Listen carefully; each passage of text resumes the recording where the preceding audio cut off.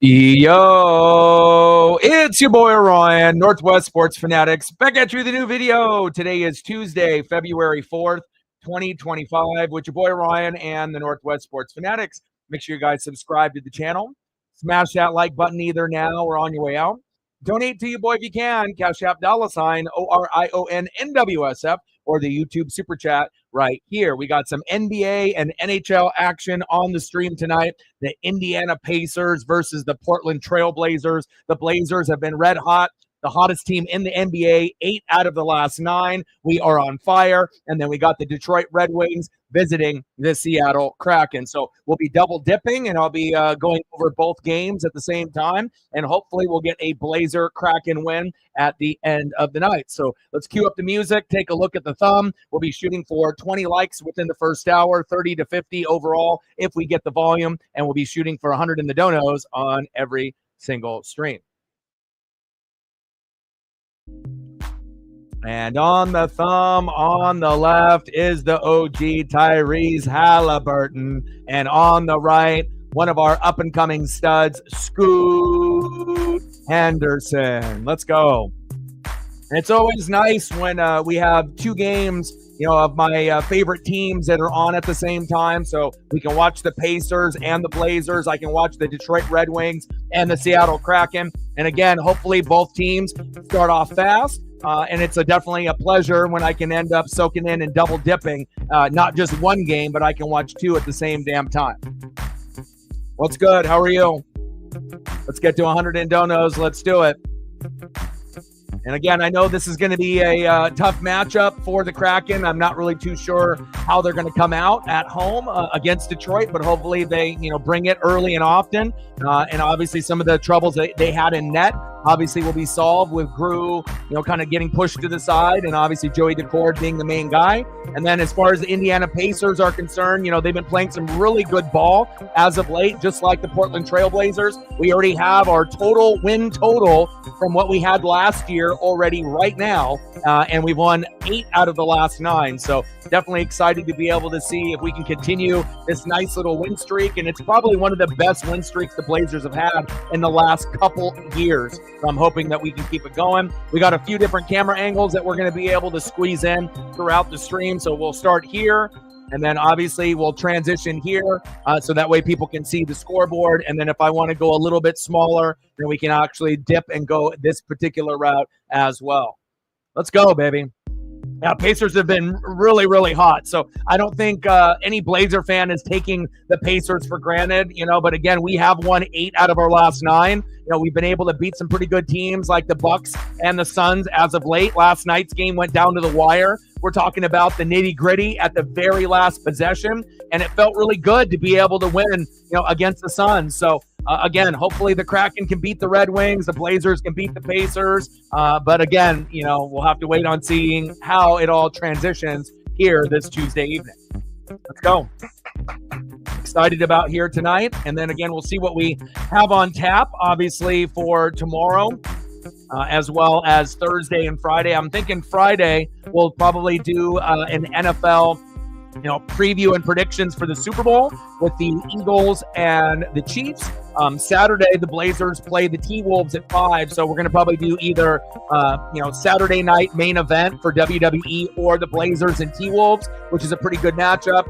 And then as we get closer, obviously, to Thursday, I know that we play the Kings, and then the Kraken are on against the Toronto Maple Leafs. So we'll probably end up double dipping on Thursday again with Blazers and Kraken.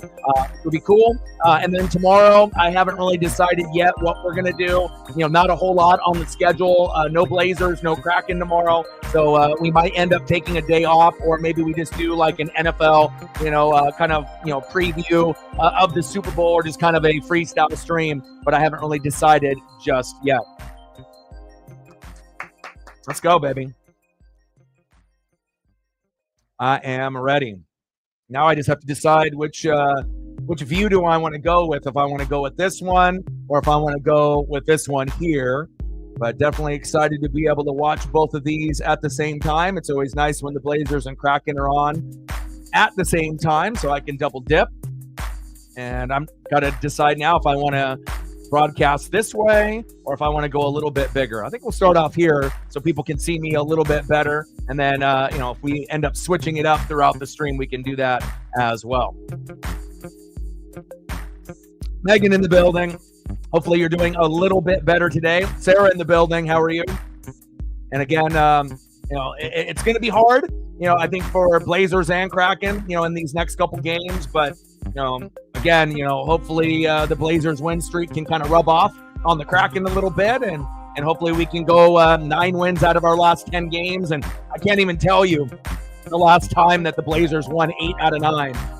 And obviously Seattle hasn't had any kind of win streak like that yet. But hopefully sooner than later we'll get something like that for the Kraken as well. Went through a lot of my boxes of collectibles early this morning to find some old school Blazer glasses, just to kind of get into the Blazer spirit. And I was really surprised when I found an 83-84 Sunshine Pizza complete set in Clyde Drexler's rookie year. I knew I had a lot of stuff, packed away, but I haven't opened that box in like 11 years. So pretty cool to be able to see that. A few RC Cola, glasses that have Bill Walton and Maurice Lucas from when we won the championship in 77. So I'm definitely feeling very nostalgic today with the Blazers going against the Indiana Pacers at home. And then we're also double dipping and watching the Seattle Kraken take on the Detroit Red Wings. Let's go.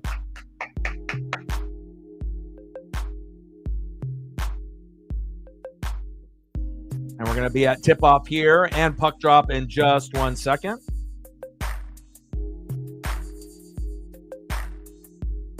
And we need 4 more to get to 10. So if you are in the room and haven't smashed that like button yet, please do. Now we need 3 more to get to 10. Once we get to 10, we're halfway there, and then we can get to 20. So, and then again, whatever views, what do you think, Sarah? Based off the view, you like this view better with me a little bit bigger, or do you like it more expanded wide like this? I'll let you decide, and some of the fans decide, how we go. And again, a portion of the stream will be here, but then obviously when I'm calling the game, but then eventually we'll transition to the medium box or possibly the small box at any point. So that way people can look at the scoreboard, the stats periodically, as well as the scoreboard at the top. You like expanded like this? Okay. I got you.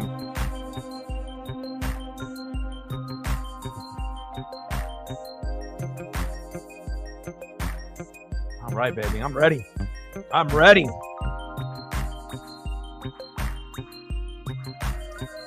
Now we just have to pray that we don't make any dumb moves, at the deadline. DeAndre Ayton, he had some bonehead plays, where he gave up a big 3 late in the matchup, but he's been playing awesome for us as of late. 25 points, 20 rebounds last night. And if DeAndre Ayton didn't play like that, we wouldn't have been able to beat KD and the Suns and Bradley Beal. So I don't know if we're going to get a similar type of performance here tonight, because we know Tyrese Halliburton, last time he played us, he scored 28. He almost broke that 30 number. But I really like our role players like Denny, averaging 27 and 5 in the last 5 games. He's probably the most underrated player on the Blazers roster. Gives us that energy and that flair. And the best thing about the Blazers is we actually have one of the best commentary crews with Kevin Calabro and Lamar Hurd. And again, we always know when you listen to certain sports, if the announcers are bad, it definitely, makes you look for other options. But I'm really thankful that I got good announcers. And, back with Kevin Calabro, he used to do the Sonics back in the day, and he's been with us for quite some time. And again, I do believe he's got one of the best voices in the NBA overall, and definitely excited to be able to see what Chauncey Billups brings, obviously, with his matchups here tonight. Yeah, and they got Pascal Siakam, Tyrese Halliburton. So, this Pacer team is fucking good. It's not like, we're one of the teams, that obviously is young, and, it doesn't look like we're going to be, in the playoffs anytime soon. But again, we have won 8 out of the last 9. We're trying to go 9 out of the last 10. And if you're looking at the standings, obviously in the NBA, and everything has been updated. Indiana is fourth right now, 28-20, 14-7 at home, but 13-12 on the road. So we do have a chance to be able to clip them. And then obviously with the Blazers, we're third worst in the West. We're 21-29. But again, we started to kind of catch our wind and find the right lineups. And I do believe us and the Spurs were right next to each other at 12th and 13th, that if we keep playing like this, there is a possibility that the Spurs and Blazers could move all the way up to the 8, 9, or 10 seed. And if that's the case, we might have a chance to try to grab that last spot in the playoffs down the road, if it's not this year, maybe next year. So definitely excited about that. All right, let me get all situated with all my screens here.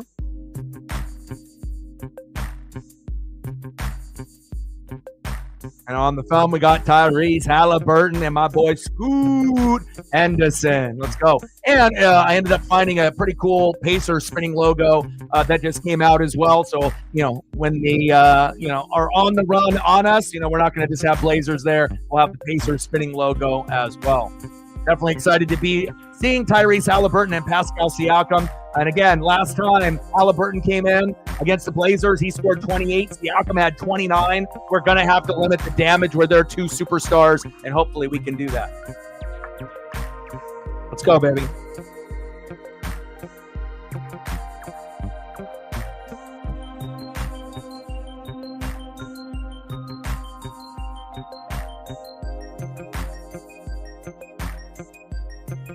.2020 game of DA's career, and obviously going against his former team, the Suns. It was always kind of floating around that back in the day that Ayton, might end up being a player that we would trade for, and this was years ago. And again, we had the whole Nurkic situation, and again, we're still waiting for Klingon to be able to take that role. But DA definitely shined last night and helped us with that 25-20 performance. And again, we're getting really good numbers from everyone. Scoot getting 10 to 15 points off the bench. His birthday was yesterday. You get Denny, Advia. He's probably the most underrated player in the NBA and probably the most underrated player on the Blazers as well.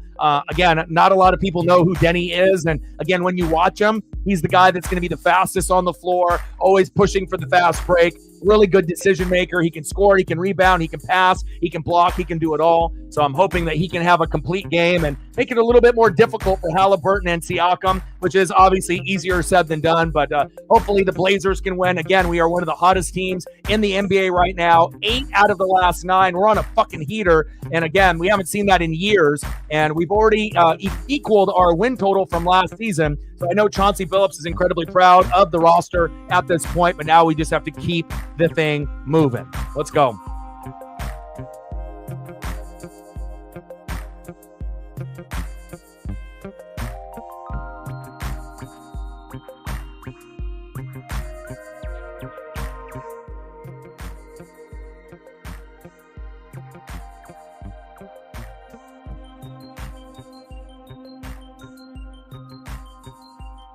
Yeah, Celtics Cavs, a tough matchup for sure.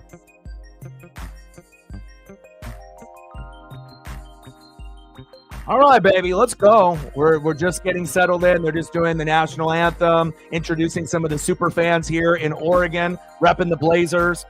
And again, it's nice to be able to see, the fans get appreciated, and again, it's nice to be able to see the players stepping up because at the beginning of the season, it was really, really rough. And again, lately, within the last month or so, things have definitely drastically turned around. Siakam and Halliburton, definitely got to keep eyes on them. Mathurin, Bryant, and Nembhard, the up in the starting lineup. Mathurin, Siakam, Bryant, Nembhard, and Halliburton. I'm not really concerned about anybody besides Halliburton and Siakam, but again, those guys are good enough to get 60 to 70 combined. They can put up 30, 35 apiece. So hopefully we can, clamp down on defense. That's one thing that we're still working on. It's a work in progress. And again, we chant defense, defense, defense like every other team, but we just never really have those defensive-minded players or that toughness besides Donovan Klingon. But it's starting to kind of come out in Denny and the others, and hopefully, DA can, set a good example, obviously, here tonight.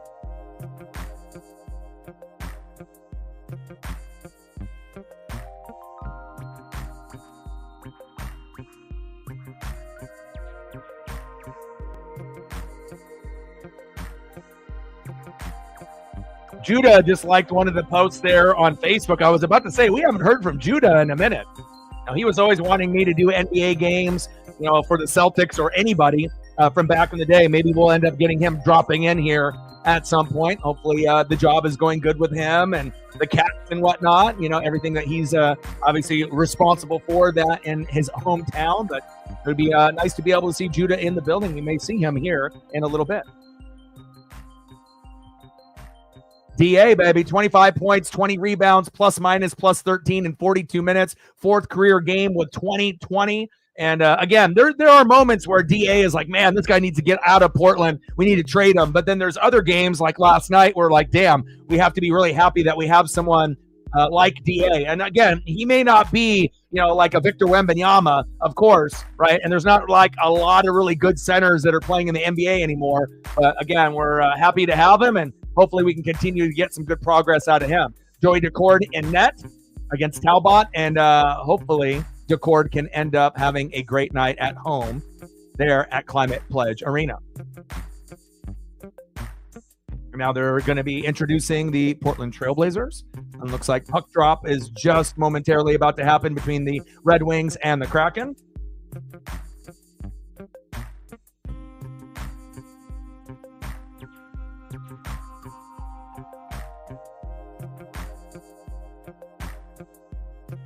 Let's go, Rip City. Yes, I am ready.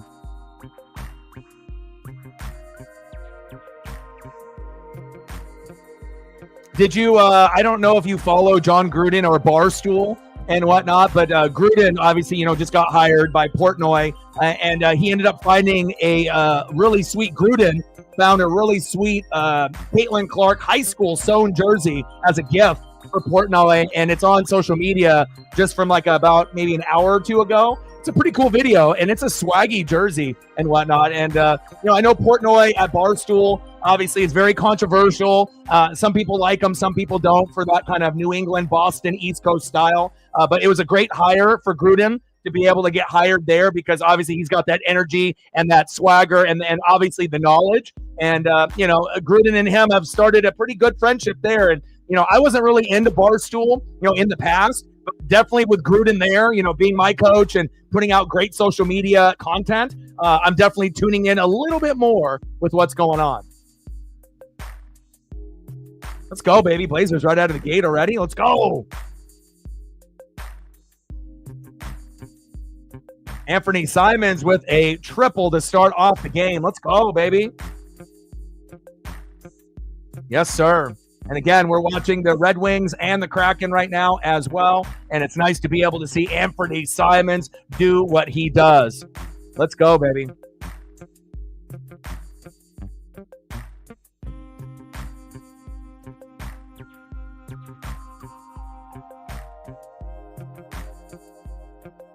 Yeah, Portnoy, his favorite player out of sports, male or female, like overall, is Caitlin Clark.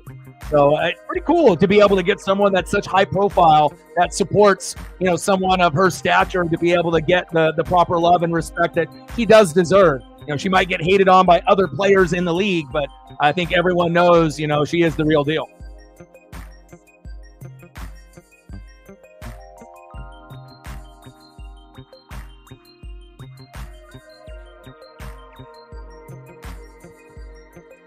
Let's go, baby. Like, sub, donate, comment, share. If you haven't smashed that like button yet, please do. Help us get to 20 within the first hour, 30 to 50 overall, and obviously 100 in the donos on every single stream. Let's get it, baby.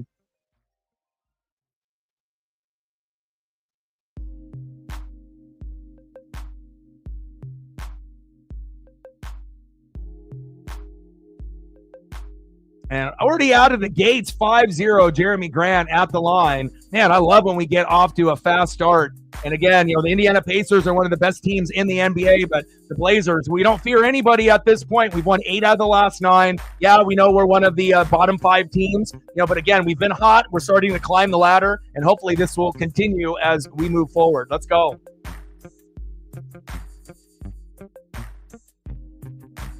Let's go, baby.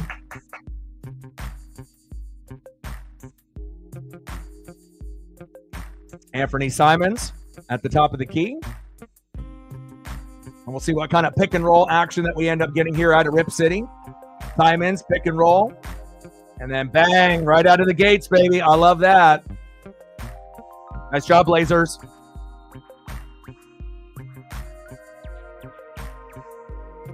Already to a 5-0 lead. Got to stay on and play some good defense. Backdoor cut and turned over by Indiana. Let's go.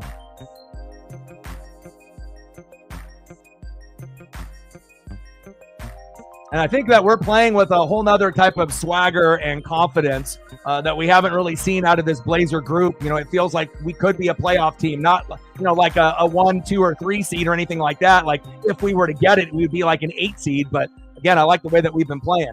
We just got to be able to improve on the defense. Corner 3, in and out, no good. Ayton with the rebound. Let's go, baby, push. Anthony Simons here at the top of the key. Down to Jeremy Grant, and that might be a trade candidate that will, you know, obviously at the deadline, you know, but I don't want to really give away a lot of the players that we have. We really started to make some good chemistry with the players that we have. And again, guys like Denny are untouchable. We say that about guys like Luka Doncic and whatnot, and nobody is untouchable. But again, it would be really silly and reckless to give away probably the energy guy and one of the best players the Blazers have had in quite some time, in Deni Avdija. Free throw is good. Look at the Blazers, already up 9-2. Let's go, baby. Yeah, she handles herself the right way. You know, she knows she's a professional, but she was brought up the right way with her parents and whatnot, her teammates. You know, it is about being dominant and having confidence in yourself and having that swagger and aura, but not being an asshole, you know, to everyone, you know. And, you know, and again, I think some of the players in the WNBA and NBA could learn a thing from her, and a lot of it is jealousy as well. Let's go, baby. Full court press by the Pacers. They're feeling the pressure already.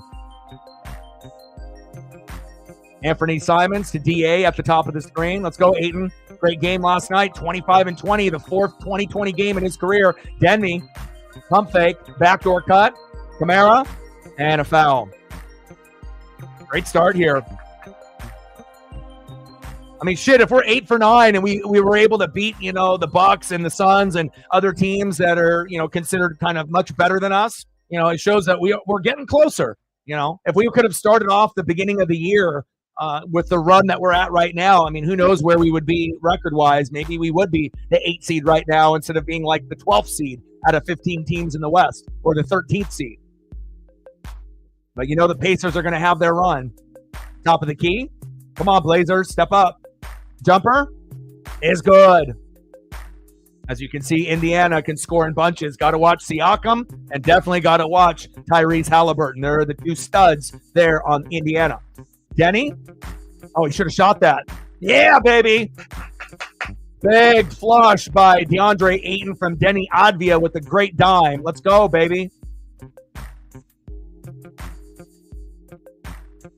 Little one-on-one. DA, Halliburton, stay on him. Denny. Halliburton at the top of the key trying to cross up DA. Left-handed hook, no good. Rebound, Portland. Pacers with the offensive board. That looked like an offensive foul by Indiana, leaning into Jeremy Grant, but Jeremy Grant ends up getting the foul. Let's go.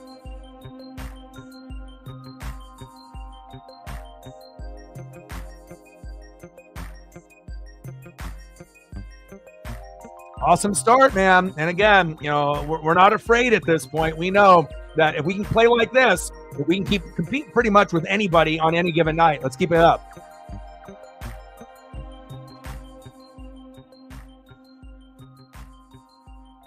And we might even be able to get a couple 30-point quarters, and that's huge for Portland. Let's go. Nice lead so far. Deni Avdija at the top of the key, pick and roll with DA. Poked away and stolen. Pacers on a fast break. 3-on-1. And a finger roll by Siakam is good. Jeremy Grant on the fast break. Go.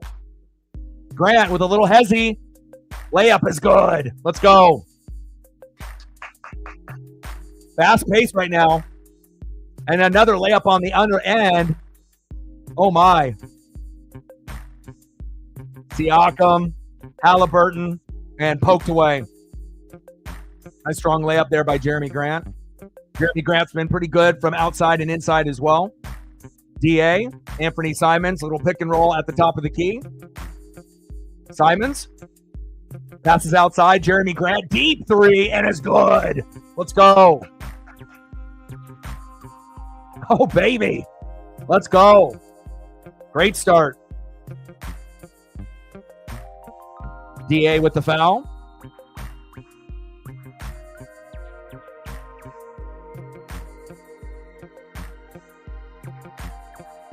And I like the balance that the Blazers have. You know, each guy brings kind of an expertise, on a certain thing. Like one guy is ball handling, another guy is, going, penetrating off the dribble. Other guys, three-point shooters. Rookie Donovan Clingan from UConn gives you that toughness and that energy off the bench like Scoot does. And again, Scoot, it's taken him a little bit longer than people wanted. Some people thought, oh, this is going to be Damian Lillard 2.0 right away. And that's not the case. He's still coming off the bench, but he can still put up 10 to 20 points, even though he's off the bench for that energy spot. But there will be a time where Scoot will be the starting point guard for the Blazers. All right, let's go. Good start, baby. But they are starting to come back on a run here. A little pick and roll. And stolen. Get back on defense, Portland. DA at the top of the key. Halliburton. Turner, in and out, no good. DA with the board. Get it to Denny. Pick and roll. Denny shoots for three. In and out, no good. Rebounded by the Pacers. Halliburton, fast break. 2-on-2.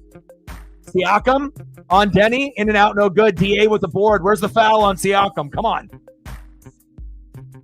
Another fast break for the Pacers. Block that shit. There you go. Kamara says, get the fuck out of here. Pump fake. And a big three is good. Oh, they caught it at 2. Let's go, Portland. Let's not lose this lead. Yeah, I always thought Siakam would make a great Blazer if we had a chance to get him. I thought he was a really, really good, solid player everywhere he's been. DA at the top of the key. Simons. Denny Advia on the outside. In the corner. In and out for three. No good. Kamara poking it away. Pacers with the board. And now we have a 14-12 matchup. Siakam up and under.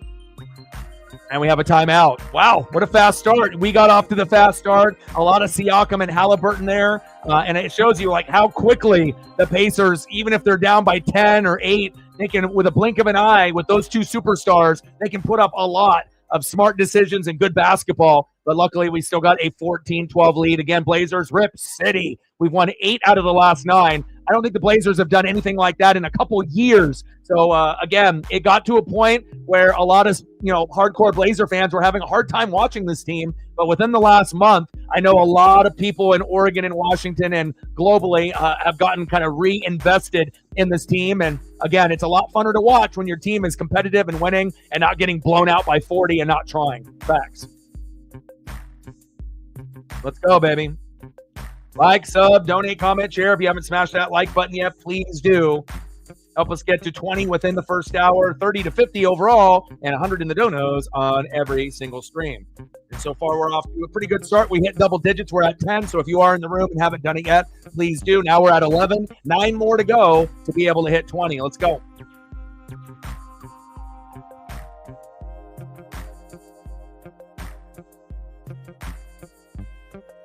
Lots of football players seem like they're, tying the knot or having babies as of late. And we got baseball season, obviously, still a couple months away. Hilarious when I hear DePoto, talk, and the Mariners management and ownership. They're acting like they've done enough. It's like, man, I don't have this problem with a lot of my favorite teams.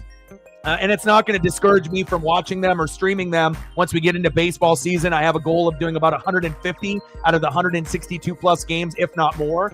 But man, the ownership is a joke. And again, I just hope that one day that we don't waste this arguably best pitching staff in baseball, top 5 at the very least. A lot of experts think that we have, the best, if not the best. And again, Seattle's ballpark is the hardest to hit at. So hopefully, they'll make a move first base. I knew they weren't going to go for Pete Alonso or maybe a guy like Christian Walker, but if we did, how much of a difference that would make, even if Alonso the polar bear is old and Christian Walker is on the up and up. Facts. Nicholas in the building. What's good, bro? Rip City, baby. And again, 8 out of the last 9. So again, this is a thing that, again, Blazer fans, we had Dame, and in the Dame era, things were good. We were going to the playoffs, had CJ McCollum, then we got rid of CJ McCollum, and we got rid of Dame, and then a lot of people, got a little depressed. But again, you're starting to see, these pieces on the team that are actually really fun to watch. I haven't seen a guy like Denny since maybe Rudy Fernandez, and he's better than Rudy overall. Scoot off the layup is good. Let's go. Let's go, baby. 16-15, Rip City. Let's go. Kraken and Red Wings tied up at 1-1. Let's go, baby. Matty Beniers and Lucas Raymond with goals. I like it. Let's go, Matty. Keep it up. At the top of the key, Shaden Sharp, one of my favorite players, and a 3 right in his eye. Big 3. Mather in right and Shaden Sharp's eye. But Scoot, is really good off the dribble, getting a lot more confident in his game. Every single individual, has their kind of skill set. Jeremy Grant is kind of like a Shaden Sharp, where they can do a little bit of everything. Kamara, great on defense, one of the best defenders on the team overall. So it's like, and then we got Klingon in the draft, but he comes off the bench. It's like, we're a few players away. Like, if we could end up getting a Cooper Flag added onto the Blazers, like, it would be huge. It'd be like, oh, this team isn't a playoff team. Oh, we're a playoff team. So it's just a matter of time, baby. Let's go. Halliburton, top of the key. Halliburton for a deep 3, in and out, no good. Rebound by Kamara. Get it, Scoot. Let's go. Yes, absolutely. Absolutely. And thank you so much. I appreciate that. I got a couple friends that live in Bend out there as well. It's beautiful. It's kind of like a retirement community for people when they are done with work and they want to be able to just enjoy themselves. But again, besides a retirement community, it is fucking beautiful out there. Scoot at the top of the key, hit him with a little jab step, in and out, no good. Rebound by the Pacers. But again, 8 out of the last 9, when earlier in the season we were getting dumped by fucking 40 and 50 points. So Chauncey, I know not a lot of us are really big on him, kind of want someone better. Oh, big rejection at the key. Go, Kamara. Fast break to Jeremy Grant. But I think Chauncey at this point, can we even find anyone better than him? Probably not. So we just got to be able to stick it out until maybe another opportunity comes our way in a couple years. And I don't think Chauncey necessarily is horrible, but just based on what he's done the last couple years, I know some people are like, including myself, we're like, man, I don't know if this guy's it. I don't know if this guy's good enough to be the Blazers coach. And, we've gone through a couple, in the last few years, and I don't expect anybody to be like Rick Adelman, as long as it's not bad as like PJ Carlesimo when we had him for a few years. But, I don't think Chauncey's terrible, but I don't think he's great either. But the team is making him look pretty good here tonight as well in this last 9 games. 8 out of the last 9. Shaden Sharp for 3. In and out, no good. Poked away by the Pacers. Toppin. In and out, no good. Front rim. Scoot Henderson with the board. Let's go, Scoot. Bro, no way. 8 inches of snow? Holy shit. We were supposed to get snow here. I'm kind of where like Nike headquarters is at, but towards like Beaverton area. But yeah, we don't got any snow just yet. That's wild, man, that you guys have that much already. But you guys are over the pass. So, if anyone's going to get snow first, it's you. Scoot for 3 is good. Let's go. And I put Scoot on the fucking thumb for a reason. Usually it's him or Shaden Sharp. And then eventually I'll start promoting some of the other individuals. Let's go. Let's go, baby. Great start for the Blazers. 21-15. Rip City. Let's go. Hell yeah. Plus, there's got to be somebody repping the Blazers, on YouTube and whatnot. There's not really anyone that does, games of them consistently. So people already know me for doing the Ducks and doing the Mariners. So, we'll squeeze in some Blazers. We'll squeeze in some Kraken. Obviously, NASCAR Cup Series, we'll be doing that this season as well. Lots of WWE. So there really isn't anything that we won't do here on the channel, whatever the main event is, even if it's UFC or boxing, we're going to be definitely locked and loaded. Just like the Blazers so far. 21-15, Rip City. Yeah, and we're young. We're the second youngest team in the NBA. We probably don't have the right coach right now, even though he's like, on a scale of like 1 to 10, what's Chauncey as a coach? Like a 7. Are there guys worse than him? Of course. Is there guys better than him? Yes. But again, would we even be able to get one of those guys that's better than him to come to Portland? That's the real question. But again, as far as like young up-and-coming roster, we got one of the best young rosters in the NBA. We have so much potential. Obviously could use another big superstar and having a couple other good drafts. Like if we could get Cooper Flagg from Duke and he could come to Portland, that could be like that piece that we need to kind of, be a playoff team and be like a 7 or 8 seed until we get further along. And then maybe eventually one day the Blazers could be a top 4 or 5 seed, but we're a long ways from that talk right now, since we're normally sitting in the 13th or 12th seed out of 15 teams in the West, since there's 15 in the West and 15 in the East, 30 total. But, I like the direction. I've been a fan since the 80s. And again, it's a lot different than Terry Porter, Clyde Drexler, Jerome Kersey, Buck Williams, Kevin Duckworth, Cliff Robinson, and going back to that era. We've had many, many different eras. We never got to see Brandon Roy, LaMarcus Aldridge, and Greg Oden pan out together. And when they did play together, we beat everyone's ass. I think that team, we would have went to at least a finals or 2. No guarantee that we would have won. But, the way that Brandon Roy was playing before the knee cartilage went out, he was the best shooting guard in the league, not named Kobe Bryant. So, Brandon Roy for a few years, Rookie of the Year, All-Star, knees exploded, went to the Timberwolves, goodbye, right? And then LaMarcus decided to leave, and he thought that he was going to win one with Pop. And sometimes the grass isn't greener on the other side. He didn't win. And then obviously we know with Greg Oden, he wanted to blame it on strip clubs and booze and other stuff, fun things, partying things. That was his demise. But again, he should be a little bit better than that. And I think he's matured over the years. And, should have went for Kevin Durant, should have went for Michael Jordan, should have, would have, could have. But at least we have hit on some, like Damian Lillard, CJ McCollum, Anthony Simons, Scoot Henderson, obviously, with this regime, and Shaedon Sharpe, and a few others. So, we're starting to make up for some of those bad mistakes that we've had. In and out and no good. Let's go, Blazers. Wow. 13? Holy moly. You ever get a chance, Nicholas, being from Bend, to come to Portland and watch a game? Have you ever been out this way? Moda is dope. Even in the 300 level, it's great seats. Like you can see the court, perfectly. But of course, when you get closer down to the 100 level, then you can start hearing the players talk. You can hear them swear. You can hear the floor squeaking, and the coaches calling in the plays. Very cool. I usually don't go to too many games, maybe 1 or 2 a year, and usually my friends will take me, and, typically we'll have pretty good seats. But, usually the most in a year, maybe 3 or 4. Shaedon Sharpe at the top of the key. Ankles broken, in and out, no good. Let's go, baby, push. Anthony Simons at the top of the key. All the way, Anthony. Floater with one hand is good. Anthony Simons. Let's go. Yeah, Durant on the block, supposedly. And that was a big win we had against the Suns last night, where we easily could have lost that game. Air ball, fast break for Scoot. 23-15, Rip City. Scoot up and under. Nice pass. Deflected in and out of bounds.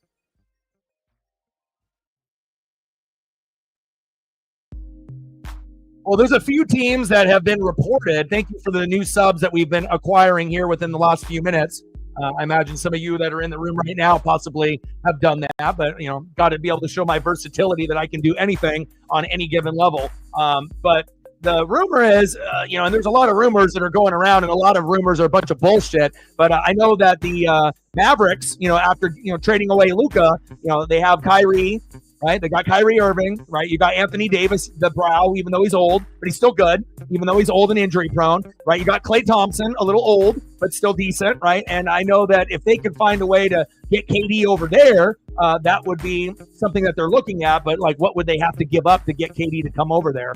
That's the question. And they already had one blockbuster deal that the Maverick fans are hating, obviously the organization for trading Luka away, and Laker fans are rejoicing.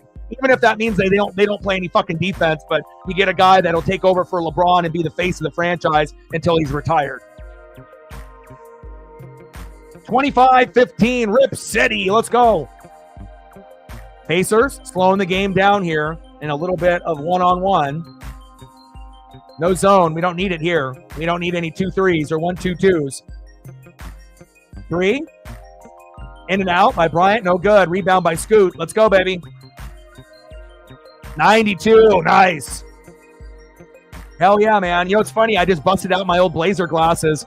In and out for 3 is no good. And I got a complete set of the 92. I got a Cliffy from 91, and I got a bunch of old ones from the 70s. RC Cola when we won the championship with Maurice Lucas and Bill Walton, Johnny Davis, Lionel Hollins, Bobby Gross. Layup, in and out, no good. Block it from behind. And then also ended up finding the some of the rare ones, the 83, 84 Sunshine Pizza glasses. Those and the RC Cola ones from the 70s are the earliest Blazer glasses. And I didn't realize I had a full complete set. And Sunshine Pizza doesn't even exist anymore. So that was a very, very cool set. It actually has Clyde Drexler's rookie glass. It's one of the first things that Clyde actually had for a piece of memorabilia is this glass that has his image and another player on it. Very, very cool. And I even got the beer pitcher that's glass back in that time period. So I love being able to collect like OG things that people sometimes remember, like those Dairy Queen glasses or the old school glasses that have their image on the glass itself. Big time collector. 26-16 Blazers. Shit, man, you like my neighbor, bro. Bro. That's crazy. I went to Aloha too, but I didn't graduate there.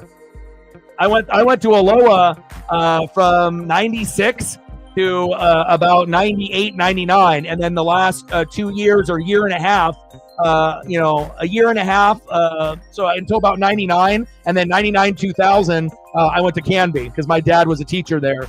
And, he taught there for like 40 plus years and whatnot. But I went to Aloha too. Small world, man. Playing at the rec center. I mean, you probably know a lot of the places, Washington Square, all the places that, the Beaverton Mall, the rec center where people would hoop inside or outside. Things have changed a little bit, out this way and whatnot. Lots of new construction and whatnot, but a lot of the same OG parks that I used to ball at when I was younger are still around. Nice. I'm not that much older than you. Like I said, if you graduated in 04, I graduated in 2000. So I'm 42. So we're not that much different age-wise. It's always cool to be able to find people that are from Oregon that love the Blazers, and I want to make sure that we, have an outlet here on YouTube where we can get Blazer fans to come through, because I don't think a lot of Blazer fans know, if anyone's really doing any content there, and we haven't really been that good. But again, I try to do as much as I can with all the other things that I primarily do. 27-18 Blazers. Layup is good. Play some better D, Blazers. Let's go. Yes. Hell yeah, man. Come out in March if you can. Obviously, you can't do it right now with all that snow out there. And Ben, you stay safe out there. But yeah, that's awesome, man. Nice to meet you, bro.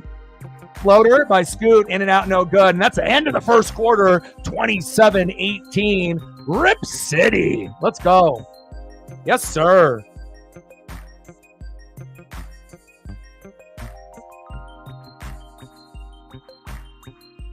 Scoot Henderson and Jeremy Grant with 7 apiece. We're going to showcase them.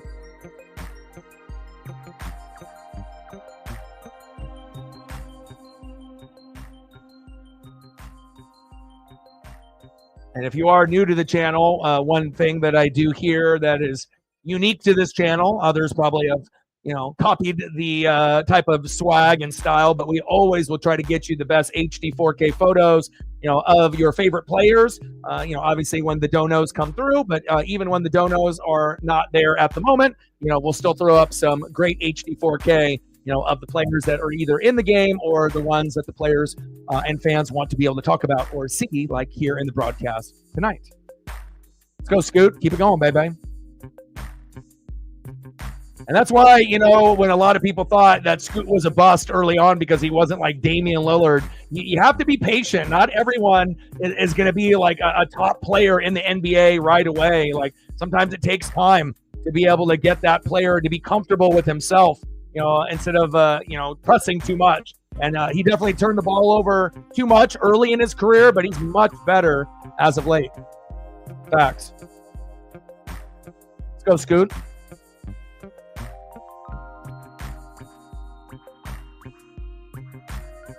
Heck yeah, bro. Crazy that we went to the same high school too, bro. It's like I will meet some people that are from like the Aloha Beaverton area from time to time, but based on when you graduate, shit, you might have seen me in the halls back in the day. Even though, like I said, I was there, a little bit different time than you, a few years off. But again, I was there 96 through 99, and then 99 for like a semester in 2000. Went to Canby, Sometimes, if you got a bad influence and friends, sometimes you got to be able to pivot, and go somewhere else. Otherwise, you may not graduate, or you may have, some things come up. People loved hooping back in the day and gambling. So that's where, if I wasn't in class, there's a chance that I was hooping somewhere with the fellas and, we were probably gambling and whatnot. So small world, my guy.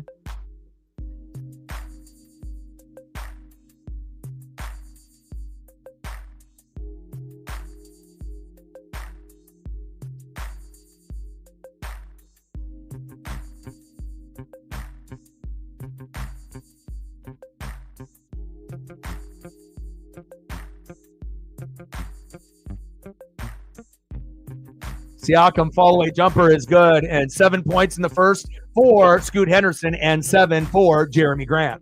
Let's go, Blazers.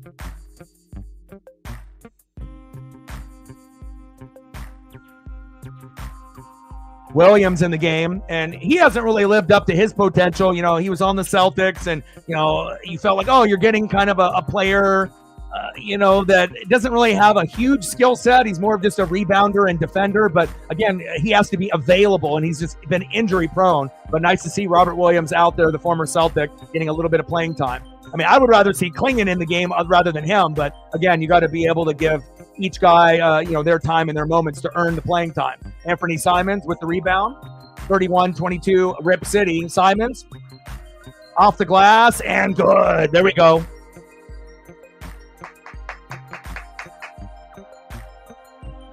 Yeah, the Park and Rec. When I was younger, I used to fucking literally live there, playing indoor or outdoor. There was always hooping in the summer, over there. Now it's like there's a couple parks like Cooper Park and Burntwood, that aren't really too far from me that I used to hoop at. That I'll bring a basketball and I'll shoot around with my pup, but I can't leave my pup, tied up to the end of the hoop too long. But I'm still trying to be able to shoot around and get those old school vibes for sure. Denny getting checked at the top of the key. Denny wide open for three. Fucking take it. In and out, no good. Follow your shot. There we go. Jeremy Grant with the rebound. Shaden Sharp. Floater, jumper, and is good. It's beautiful out here, man. But again, you got the snow out there in the Bend area. You just got to be careful. And again, I mean, if you like to be able to hike and walk and you like mountains and water, like Bend is the place. There's a reason why people fucking go there. And if you were blessed enough to just live there growing up, which I know a couple, incredibly blessed for that area. Maverick, in and out, no good. Rebound. There we go. Push. Blazers leading the rebound stat total so far, which is a little surprising. 31-26. But we are on 8 games out of 9. We are one of the hottest teams in the NBA, so you can tell everyone is giving a 10 out of 10 effort. Baseline, McConnell. Pass Denny is good. All right, TJ, I see you.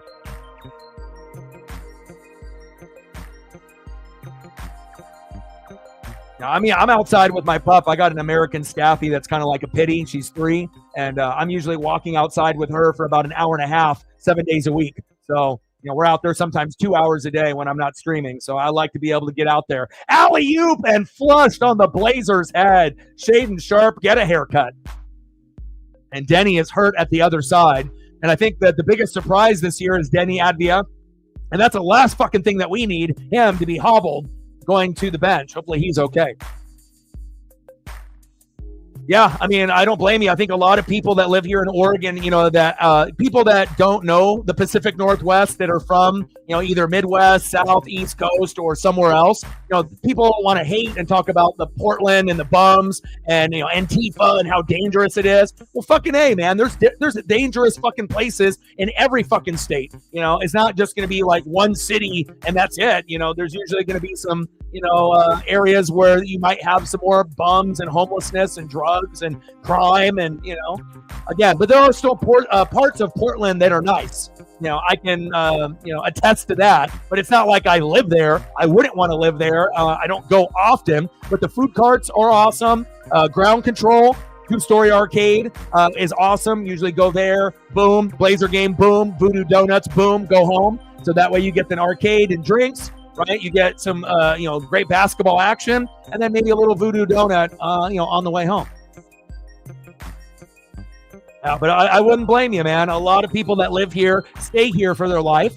I'm born and bred, and I grew up in the Hood River, Dalles area for the first 5 years of my life, and then kindergarten on, I've been kind of in the Beaverton, Tualatin, Wilsonville, Aloha area. For the most part, can be, it just kind of depends at the time of, where I'm at in my life and whatnot.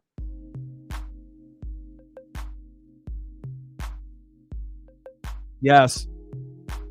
Damn, dude, you lived 14 states. Were you in the military? Did you do any military work, or did you have a job that transferred you to different branches? That's a lot of places to be living, especially if you're only fucking 39, bro. Man, you got some frequent flyer miles, my guy. You're 39. You're 3 years younger than me, and you've fucking been to 14 fucking states. Jesus, that's a lot. You got to see some, but it sounds like Oregon is the best based on seeing everything that you've seen. So, I mean, I just like Oregon because it gives you everything. It gives you mountains, it gives you lakes, it gives you rivers. If you want to have dispensaries, breweries, wineries, if you like to party that way, literally, food cart game is off the charts. A lot of the great food carts started here, and people started expanding in Seattle and obviously in California. But again, there's a lot more good than the bad here. And really the bad is okay, maybe some crackheads in Gresham, don't go there. Maybe some dangerous places in Portland, bring a friend. And other than that, you're good to go. Traveling plumber. Okay, that makes sense. You must do great work, my guy. 3126, Rip City. Scoot at the top of the key. Down to DA. DA, turn, jumper, front rim, no good. Take a step inside, DA. Come on now. You got to be able to have that touch. You're not Sabonis. Matherin, Siakam, fadeaway. In and out, no good. DA with the board. But for everything that DA fucks up on, like not playing defense and having the game get tied and have it going to overtime, he comes up big with those big alley-oops and rebounds when we need him the most. 25 and 20 last night, fourth 2020 game in his career, and he's starting to kind of grow on us. Layup from Jeremy Grant, in and out, no good. Pacers with the fast break, 3-on-2, now 3-on-3, 4-on-4. Get back, Blazers. Scoot at the top of the key. Trying to draw the foul, in and out, no good. Get that rebound. There we go, Anthony Simons. Pacers bitching about the call. They didn't get one. Pick and roll. Simons. Scoot. Catch and shoot three. Bang! Let's go. That's what I'm talking about, baby. Scoot. Yes, sir. 34-26 Blazers. Hell yeah. Anthony Simons at the top of the key. McConnell, Jay, in and out, no good. Ayton with the rebound. Passes it outlet to Scoot. 3-on-3. Scoot with the hezzy. Wait for your teammates. DA, don't travel. Hit him with the jab step. I don't know who DA thinks he is. DA thinks he's like fucking Hakeem Olajuwon or like David Robinson or Patrick Ewing. Bro, you're not them. You know, like Joel Embiid, you know, when he's out there and he's in his mode, he might be able to pull that off, like a 20-foot jumper. But Embiid is, you know, he's only played half of his games in his career. Get healthy, my guy. Jeremy Grant with the board. Like DA's shooting these like 18 to 20 footers. You're not that good of a shooter. Get closer. Give yourself a better chance. Scoot on the outside for 3, no good. Pacers with the fast break. 34-26 Rip City charge. 21 charges. Let's go. Kamara, the best defender that we have on the team. Let's go, baby. Fucking hit him with that charge. That's what I'm talking about. I love the effort plays like that. You know, I love, being able to see guys take charges. Like you see guys that shoot threes, including Wemby, and you know Wemby's pretty good at it. You know, when they played the Bucks and I did the live stream, that highlight package from that game was insane. But like, how often do you see guys that are willing to take the knock to the floor, possibly get knocked in the nuts and kneed in the nuts in the process, and to be able to get some momentum for your team? Like guys like that, you know, stand out to me and make me want to be able to cheer on guys more that are willing to do that. And, you know, even back when I used to play, you know, those were the things that I typically would, you know, go out and do when maybe some of the other teammates were afraid to or didn't want to. So I can definitely respect those guys that give that extra effort. So far, so good. 34-26, Rip City. Let's go. Paisley Pup in the room. She says, I miss Dad. So you sound like you're having some fun in there with the Blazers. So far, so good.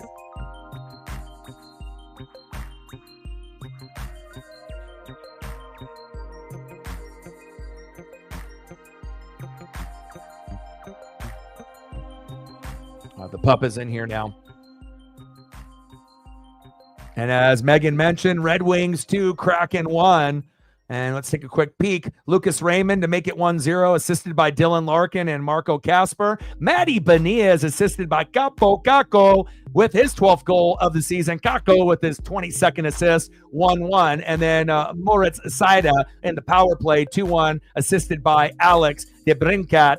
And we are down 2-1, so hopefully the Kraken can bounce back. But at least Joey didn't give up 3-4 goals in the first period. We were having a problem with that with Grew, and hopefully Joey can get a little bit of help offensively, and we can keep that one kind of close, just like this game right here with the Blazers and the Pacers. Bozeman. North and South Carolina, Florida 4 times, Georgia, Alabama, Ohio, West Virginia, Michigan, Illinois, Colorado, Texas 2 times, Tennessee, Pennsylvania, and Montana. Your boy went to school, so I know the abbreviations. Watch a lot of football. And he said Bozeman, Montana. That's crazy. I had some people that I've known that have, went to college at Montana or Montana State, out in that kind of general area. I've never been to Montana, or Wyoming or that general area, or, near Yellowstone, just even based off the TV show. I'm like, damn, I want to go there. It'd be a beautiful place for me and my pup. And I feel like I would, my pup would really enjoy Alaska a lot. Maybe not to live there permanently, but to visit would be kind of cool.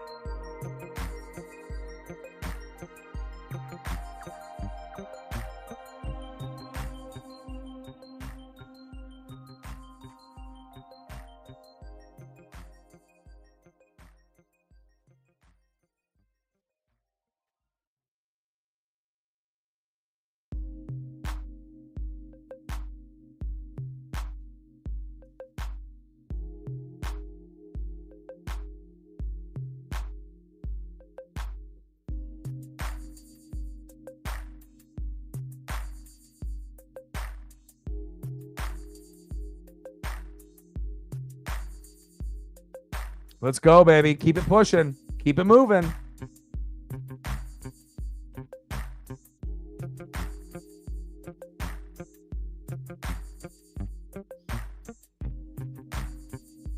(36-28) Shaden Sharp, 14-footer. We got to finish strong.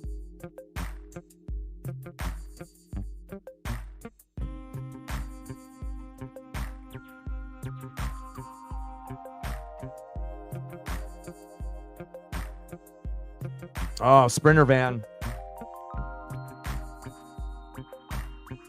You know, I think a lot of people also fail to realize, you know, if that's a passion that you have, you know, a lot of people will go for the loans and the big degrees, and then they end up owing a shitload of money, and then they have no work. But then if you can do like a trade and you're really good at like welding or plumbing or something of that nature, I mean, not only can you be financially secure to a certain degree, but you're going to have options. And there's, you know, you might have to travel to find another place of work, you know, based on what you feel that you're worth and, you know, based on where you're trying to live and whatnot. But you definitely can get some good money and get some, you know, good opportunities in that lifestyle as well, I imagine. 36-29. Come on, Ayton.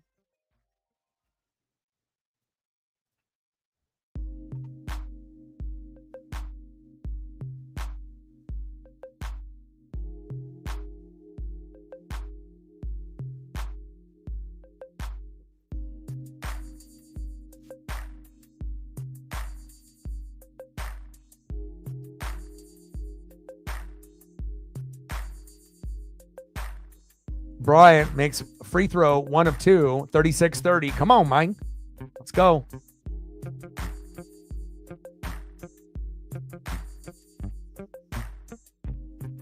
Lay down, Paisley.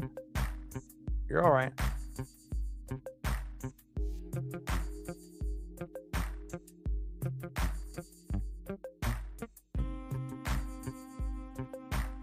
Let's go, DA.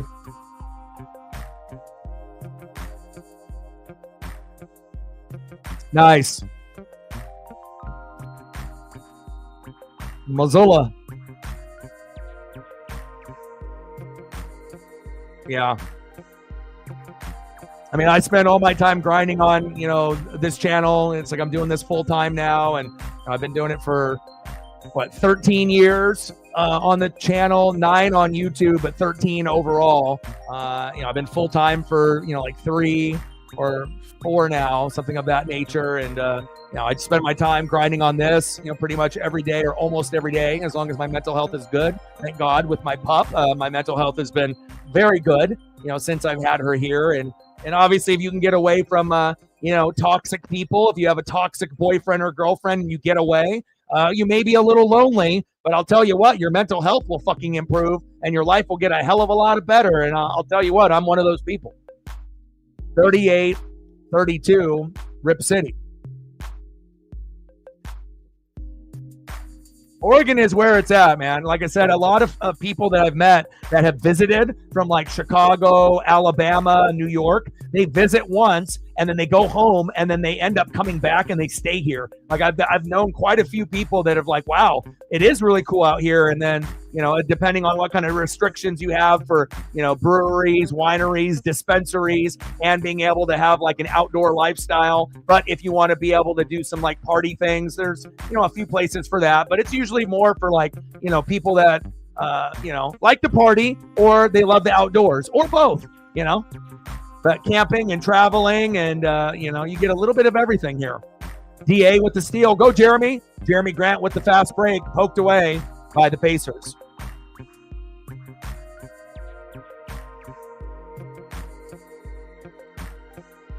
Yeah, and I like Seattle too. Like I said, the places that I like the most, obviously, is, you know, just here in Oregon in general. But, you know, love going to Eugene.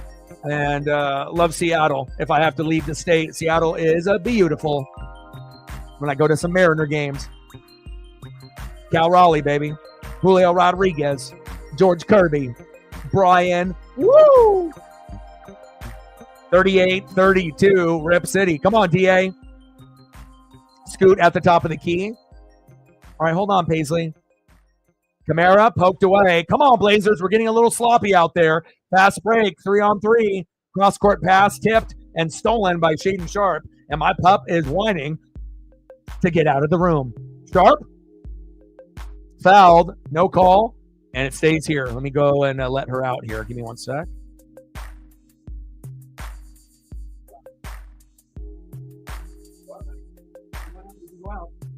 Daddy will be here. You can lay down or you can go out. Either one, honey. Love you. It's funny. She was whining at the door, and then I opened it, and then she kept kind of looking back, like, "Is this okay?" Of course it is. I want my pup to be happy. Like, I live my life for my pup. Sometimes, when you're like an empath or, you start to care about, wanting to have other people be happy. But at the end of the day, you have to be able to understand, you can't overexert yourself energy wise. You give and then you see what you can get, obviously, receiving wise. And then based on giving and receiving, then you can decide on how much effort needs to be put forth. And again, if you put effort and the other person doesn't, you got to let it go. Otherwise it's just going to, take out too much of your energy. But one thing I know with my pup, it definitely gives me this great sense of pride of being her dad and, just knowing that I'm making a big difference in her life and she's made a huge difference in mine. I mean, I'm alive, so that's huge. Up and under is good.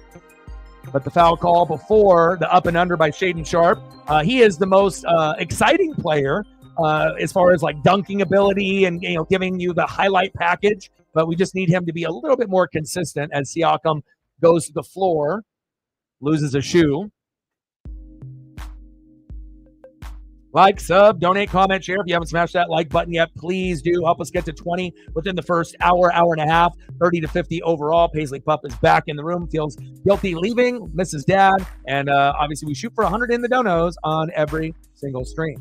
Get that dono train started. DA on the ground. Loose ball. Giving him a bear hug from behind. Get off him, DA. This ain't WWE.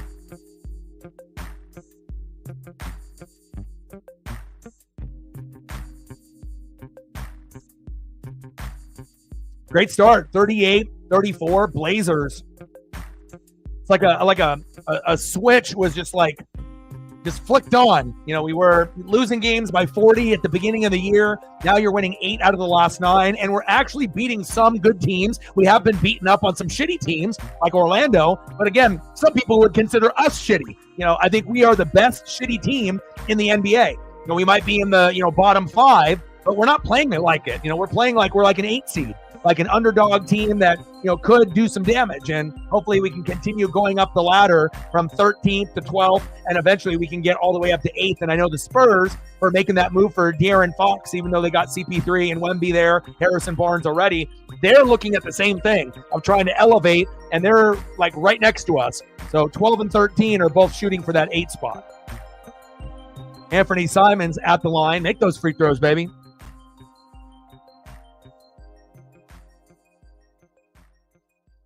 40-34, Rip City.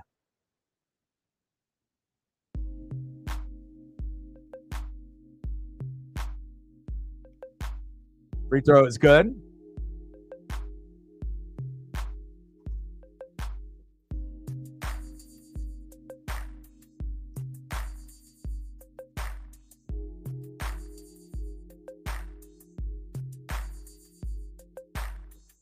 Let's go.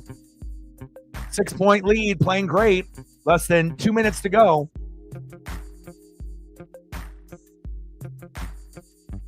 Anthony Simons at the top of the key. Floater. In and out, no good.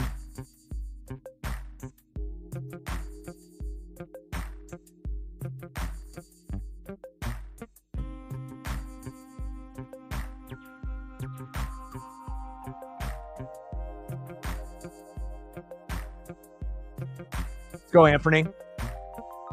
And I know Anthony early on, Blazer fans were skeptical. Can this guy step up for CJ McCollum after we traded him away? And it took him a couple years to get to the CJ level, but definitely has got to the CJ level. And he might not be on the Dame level to be able to carry the team overall, but he's been a pretty solid piece that has been getting better and better as his career has gone along.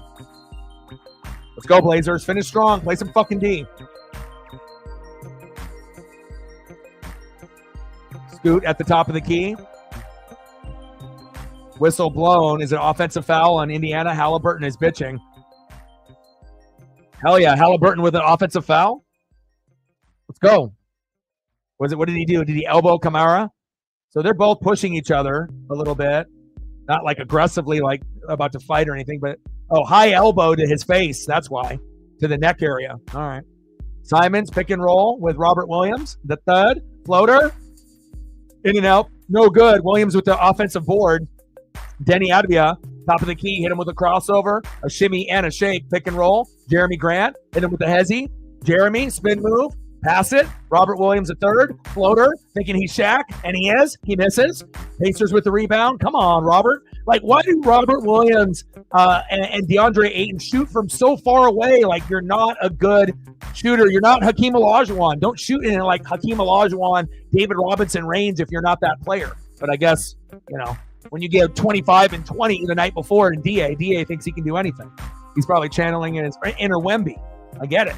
But Robert Williams, I mean, there's no point of him shooting like a floater jumper off 1 foot. Bro, it's like you're the most unathletic guy on the court at the moment. Like, just do your job. Don't try to get cute out there. We don't need like Eagles, Philly right now. All right? There's a time and a place. 45-38. Let's go, Rip City. I like what I'm seeing. Jeremy Grant with the left, in and out, no good. Where's the fucking foul call? There it is.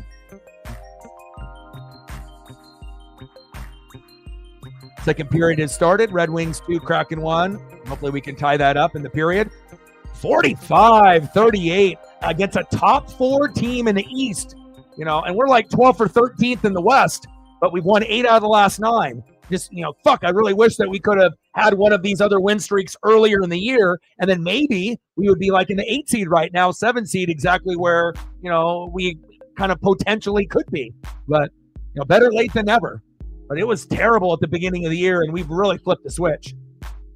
I mean, I got friends that, used to watch the Blazers years ago that are like, hey, I'm watching. And that's a cool thing. Free throw is good.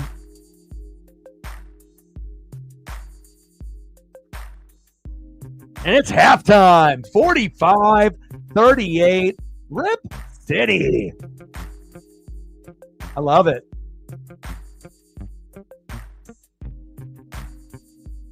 And again, fadeaway jumpers, you'll take, any type of Siakam, fadeaway jumper, if it ends up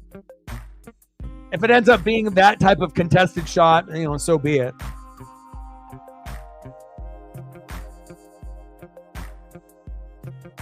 Anthony Simons, deep 3, bang, bang, bang, at the end of the quarter with less than 40 seconds to go. I mean, Anthony Simons doing Anthony Simons things. I like it. 12 points, 4 for 9, 2 for 5 from deep.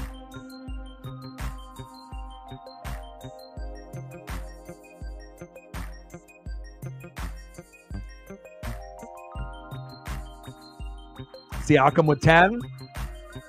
Anthony Simons at the top of the key. And it's always nice when you have one last opportunity with the last 15 seconds or less to see what you can do to add on. But again, he already hit a 3 on the previous possession. That one went in and out. And then for others that are watching across the globe, it's about to be halftime with 1.3 seconds left here. Let's go. Blazers, great job. I mean, 7-point lead against a team that's been equally hot.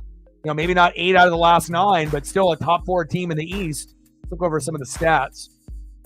So Siakam, 10 points, 4 boards, and 1 steal, no assists, is the leader, I think, for Indiana.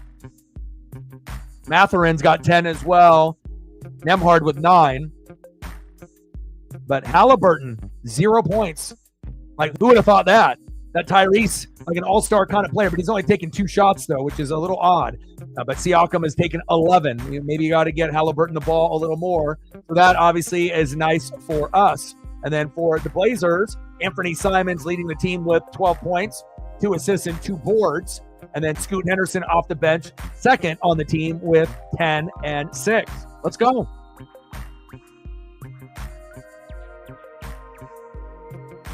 All right, well, it's halftime now. I'm going to flip it here to the Kraken. I want to make sure I get the most, so let me turn the volume down on this.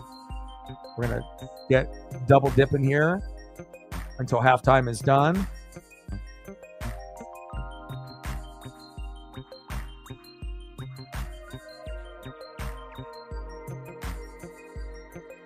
down 2-1.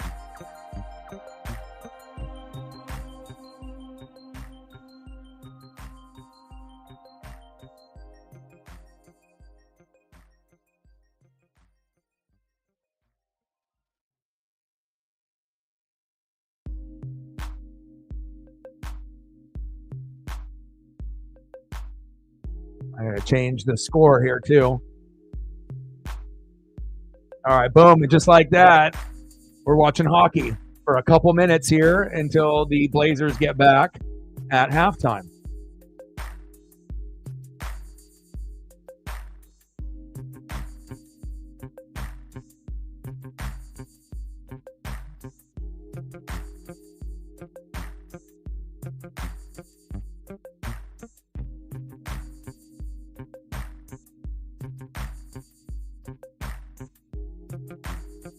And another volume I got to turn down. I got too many screens up. I got like a billion screens up here. Hold on.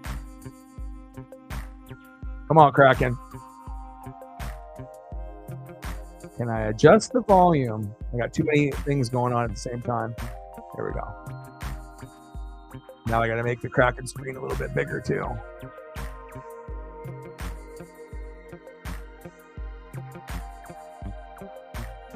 All right, come on, Kraken.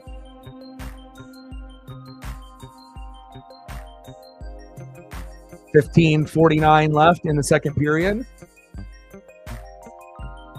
I wonder if this will be a game where Maddie scores more than one, but hopefully we can get some other individuals to step up. Let me take a look to see what the line situation is as well.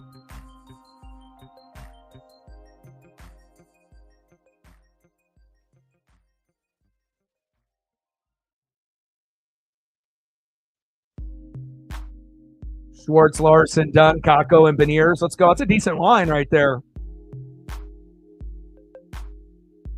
Pretty aggressive there on the boards. Come on, baby. 1-on-3. Get it, Joey. Good save.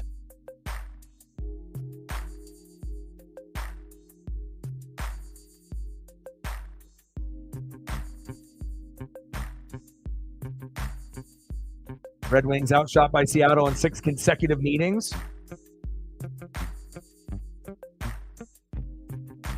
But great history for Detroit. You know, they may not be the same team that they were from, back in like the 90s, where a lot of people watched them on TV and collected a lot of the memorabilia, used them in the NHL video games on Sega and beyond. Big slap shot, wide right. Come on, Seattle, get the boards.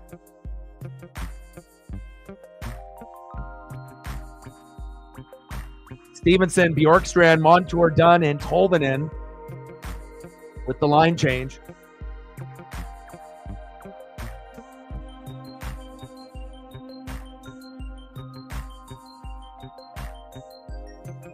Big hit.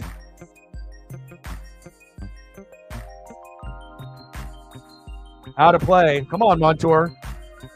All right, Alexiak, Stevenson, Montour, Tanev, and Tolvanen. Kane, Hole, Rasmussen, Seider, and Soderblom for Detroit.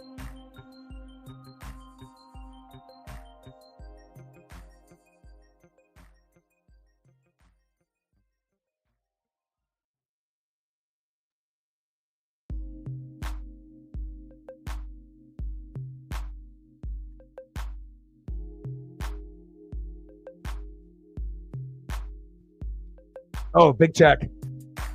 Okay, Paisley, I'll be done in another hour or so.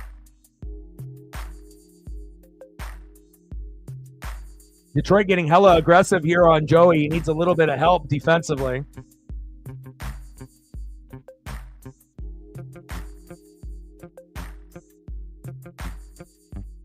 But they're definitely going on a flurry of slap shots here. Get it, Joey. Yeah, he's under the duress. 1-on-1 now. Alexiak, Stevenson, Montour, Tanev, and Tolvanen.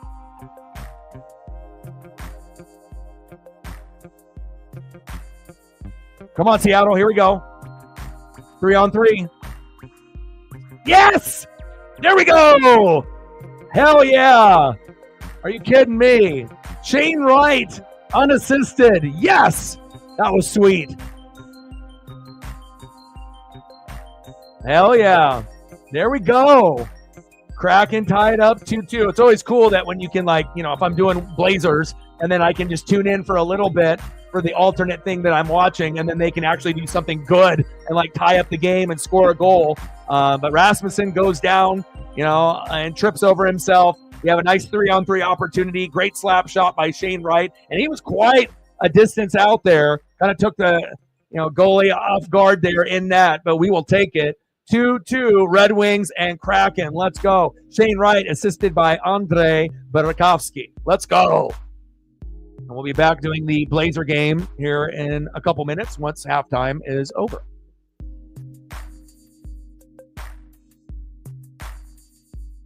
That was sweet.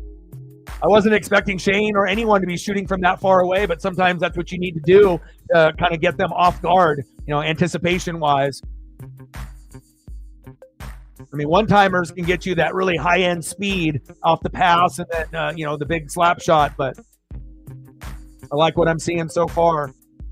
And the Red Wings were really aggressive on Decord, where he had multiple shot after shot after shot. And, you know, when you're not getting any defensive help, it's hard to be able to kind of stay. Oh, big save there by Joey. But they definitely stepped up the defense and got that one opportunity for 3-on-3, and that was enough. You know, and that was really the only time that they got the puck, you know, on that side of the, you know, of Detroit's area, and you know, in the last 5, 6, 7 minutes. 12 minutes to go in the second period. Knotted up, Red Wings and Kraken. Raymond Insider for the Red Wings, Matty Beniers and Shane Wright for Seattle.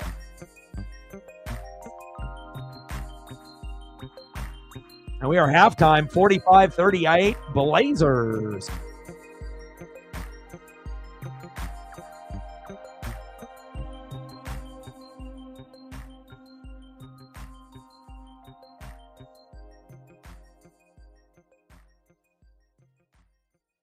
What, Paisley? Working. No.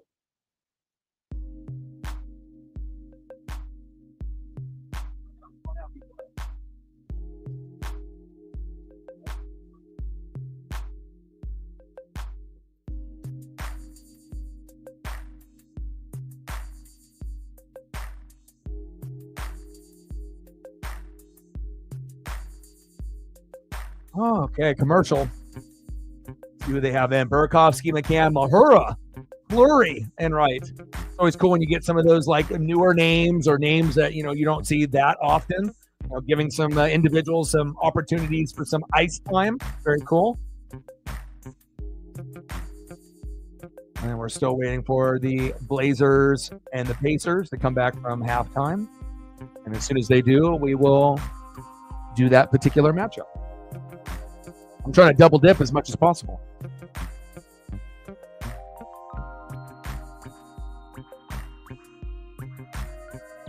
What's up, Daniel?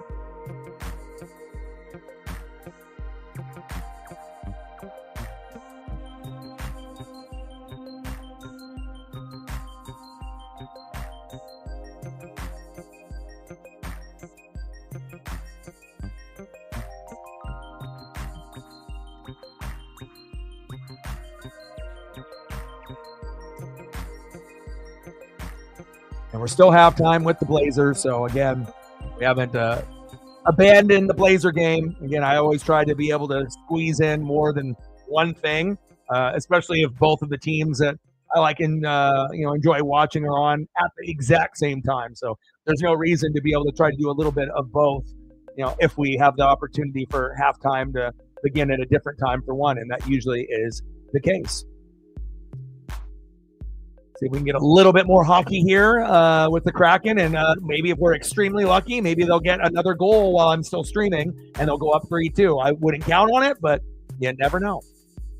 Goals sometimes come in pairs. Sometimes you got to wait games before a goal. We'll see what the Kraken bring, but it feels like they could get 3 or 4 tonight. Now, will they? We'll find out, but it feels like they could.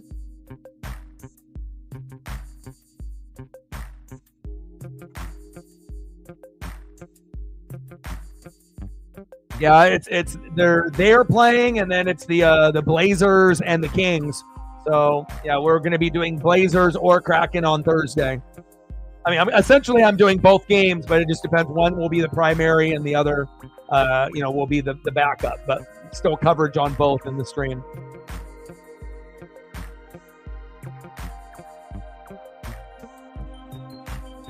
But kind of depends on what happens here tonight and tomorrow. And obviously Thursday for support. And support ends up being good, then then we can maybe lean one way rather than another. So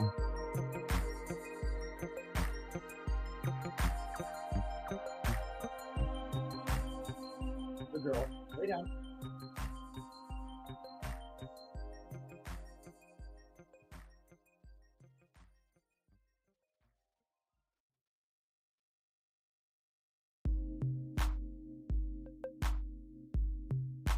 I think we're going to be coming back from halftime here, so I'm going to flip back before we get too far out, but still got this other game on.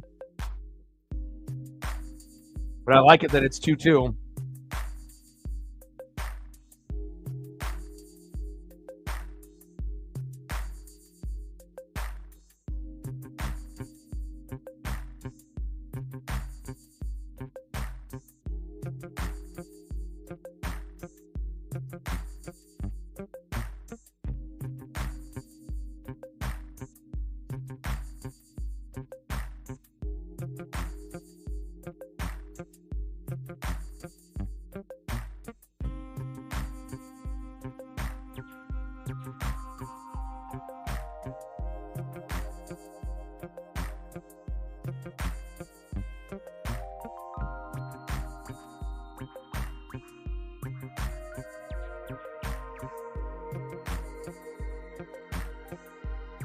All right, get my screen situated here.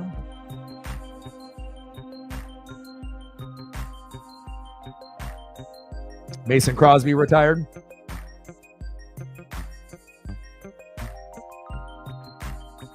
All right, looks like we're ready to get back into it, baby. Let's go.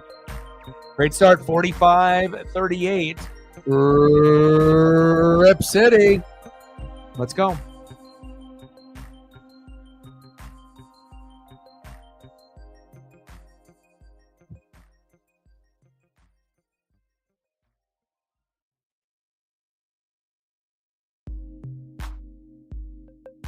Great defense in the first half. Let's go.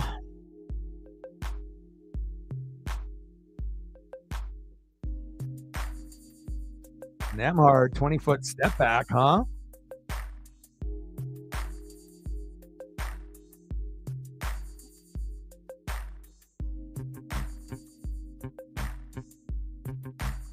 Benedict Mathurin, 10 points, 4 for 7 from the field. Anthony Simons, 12 points, 4 for 10 from the field for Rip City.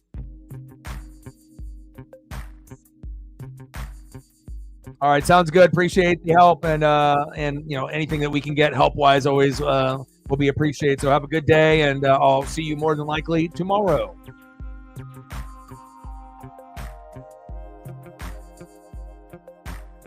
All right, come on, Blazers. Denny is out there, so it looks like whatever happened in that first half, he looks like they got a little bit of assistance or treatment, little jab step, and good. Come on, Scoot.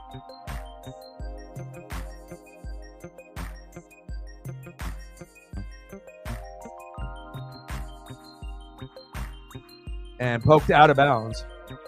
Come on, Blazers. Been kind of in a good place in the first half and in the 8 out of the last 9 games. Let's keep it going.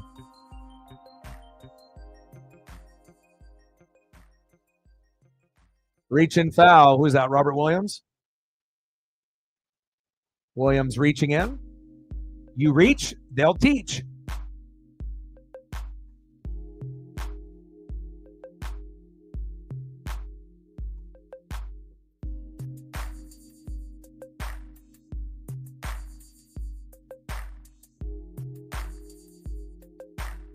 First free throw is good.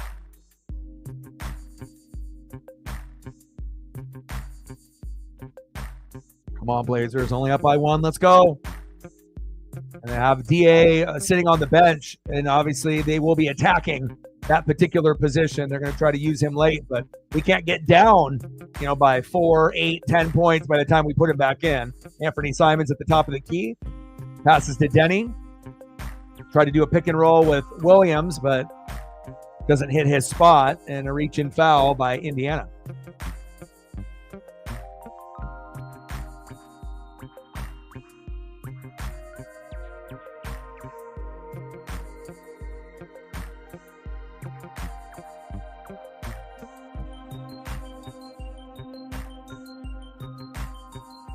And we gained a few subs. I appreciate that.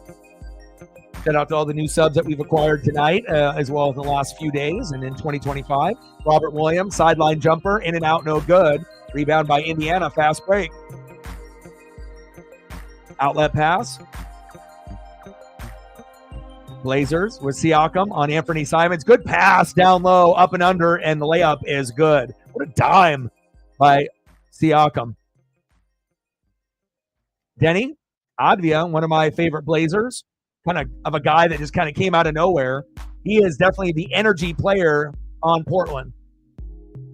Triple by Simons in the corner is good. Let's go. Let's go. Here we go. We need Anthony Simons to have a big game here tonight. 15 points, 5 for 11, 3 for 7 from deep. Pick and roll, floater, in and out, no good. Robert Williams the third with the rebound. Denny with the fast break, push. Nice fake, and they're going to call it what, traveling? He tried to do the real athletic move and push it to himself and gets called for a travel, which may or may not have happened.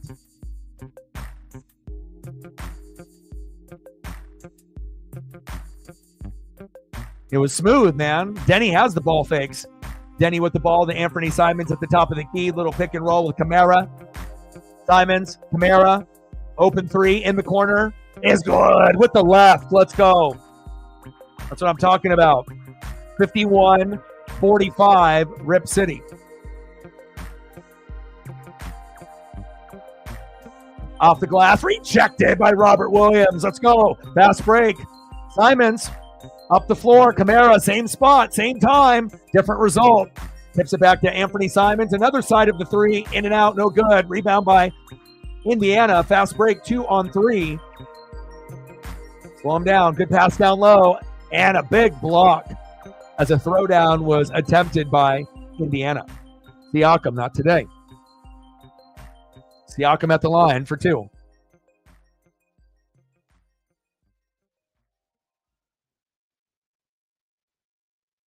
Yeah.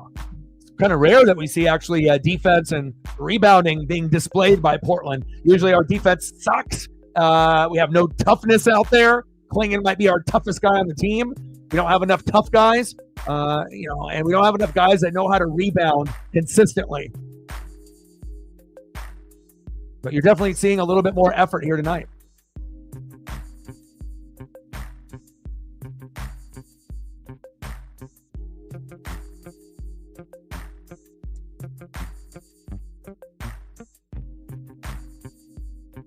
Free throw is good.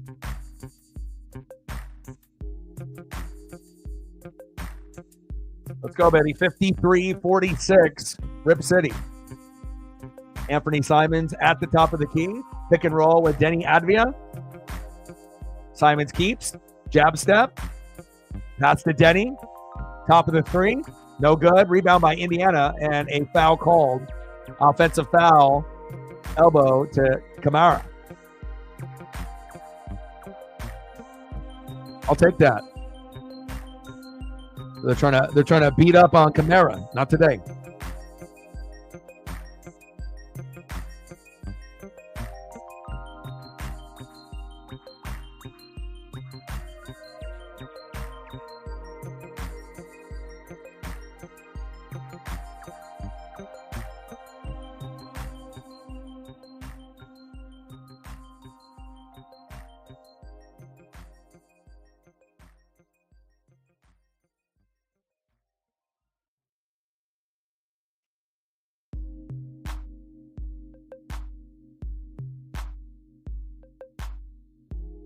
Go, baby.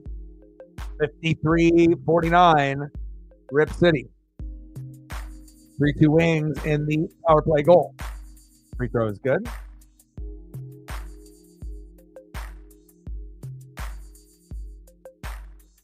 Anthony Simons here at the top of the key. Pick and roll with Denny Advia.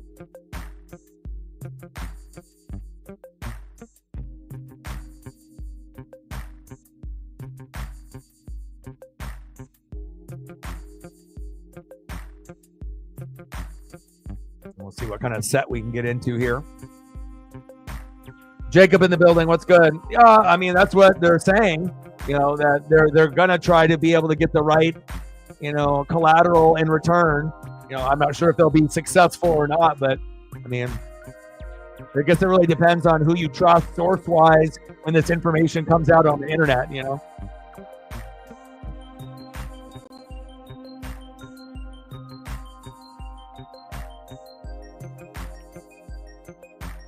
53-49, Rip City.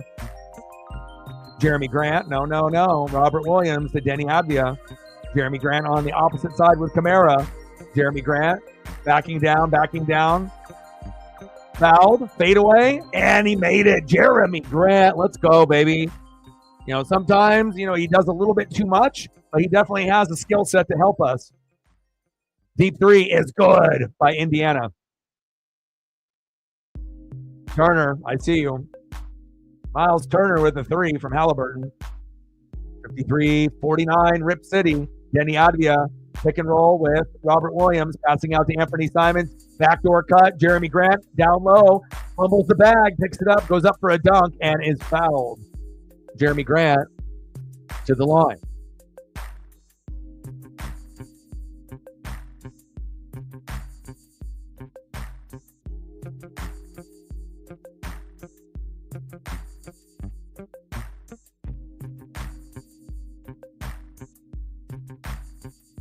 Pacers having a challenge here.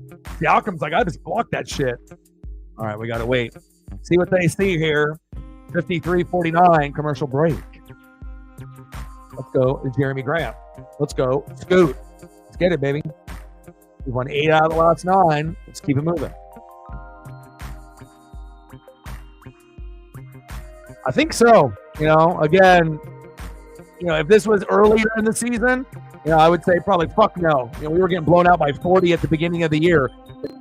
Lately, we've won 8 out of the last 9. We're the hottest team in the NBA. It's not like we've just beaten Orlando 9 straight times. So, again, that was one of our wins. But, we recently beat the Bucks and the Suns. So I would think that, with KD, when he's on with Brook, and obviously going against Dame and Giannis, that's a pretty big win for a team that's in the bottom 3 in the West. So I feel like the Blazers are the best, worst team. And we've, been ahead this whole game. So I'm not sure if we're going to get it for sure. But, we're pretty tough at home. If you go to Moda, the Rose Garden, Memorial Coliseum, all the different places that we've, had here in Oregon, it's definitely a home court advantage. And hopefully we can find a way, even if it's just barely. But we need some good production out of Jeremy Grant, Scoot, and the rest. Got to get Denny going.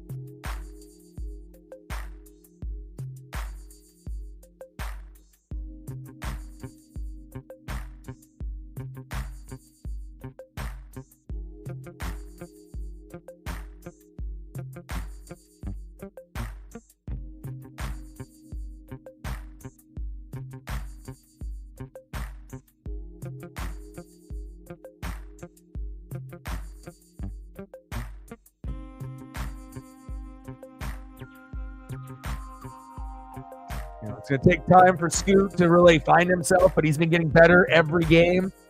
Jeremy Grant's kind of like a Shaedon Sharpe, where they do a little bit of everything really well.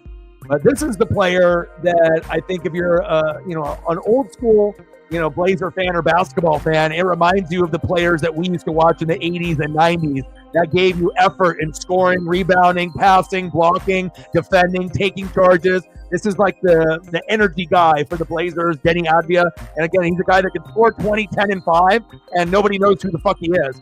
Pretty cool that we have a guy as cool as Denny. And again, if you haven't been watching the Blazers recently, that's definitely someone to be able to keep your eye on if he's in the game. He just makes plays, baby.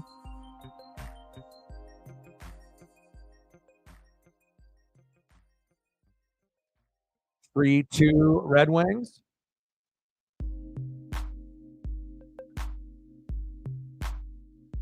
Simons.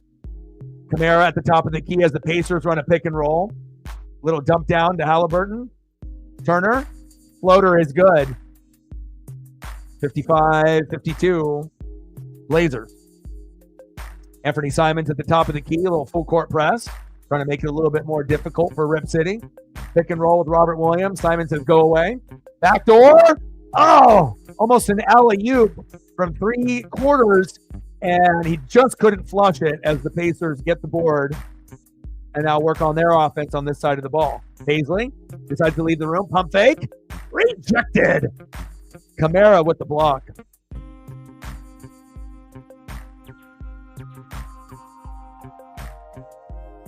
Turner on the ground, but he got fucking rejected by Denny.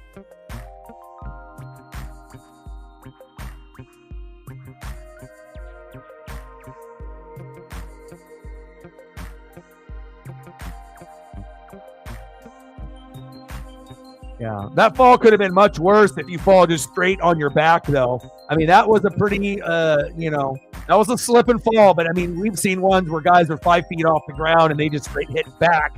And that's when you get the wind knocked out of you and then you're on the ground for a while. You know, he kind of braced himself, so it wasn't too bad there. Miles Turner to the line. Free throw, no good. Obviously, probably still feeling that fall a few moments ago.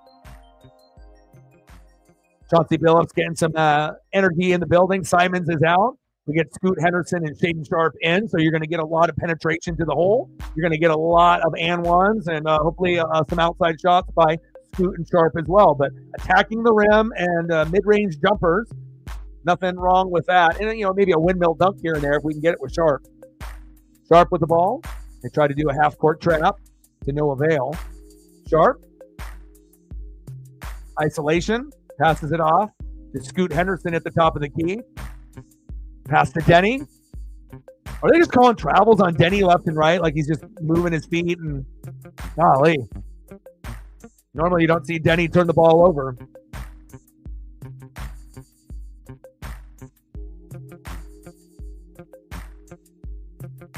Fade away. In and out. No good. Rebound by Kamara.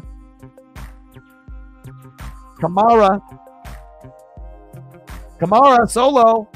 Passes it off to Robert Williams, a third with a big Shaq-like dunk.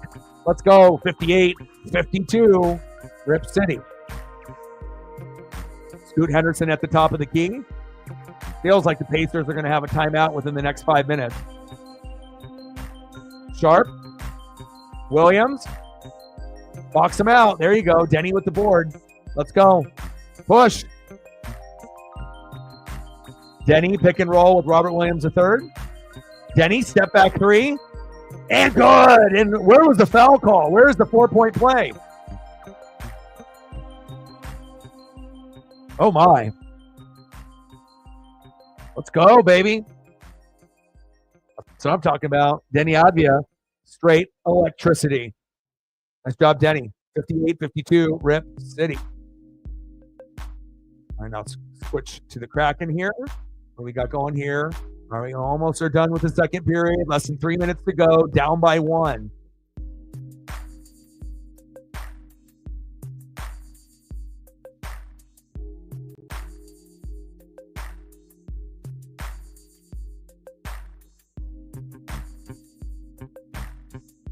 See if the Kraken can get an opportunity to get a slap shot or two. Opportunity here.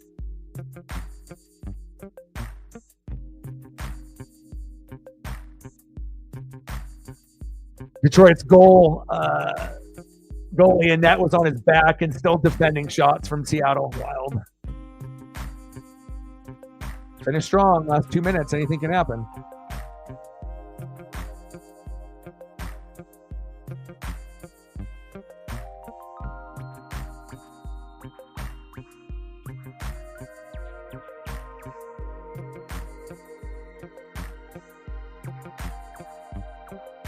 still waiting for that timeout to resume play.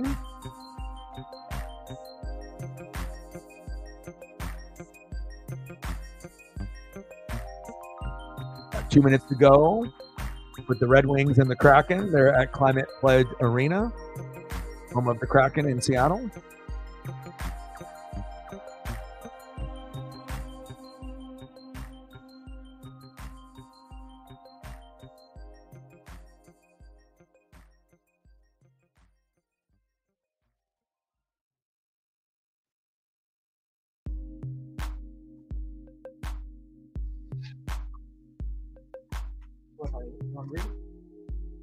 I'm gonna get some food to my pup.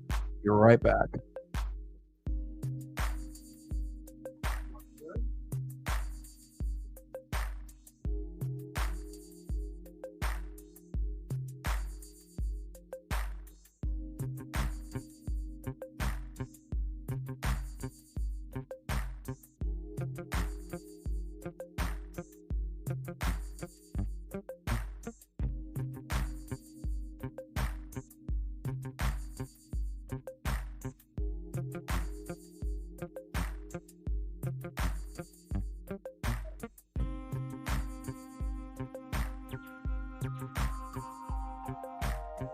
All right, I'm back.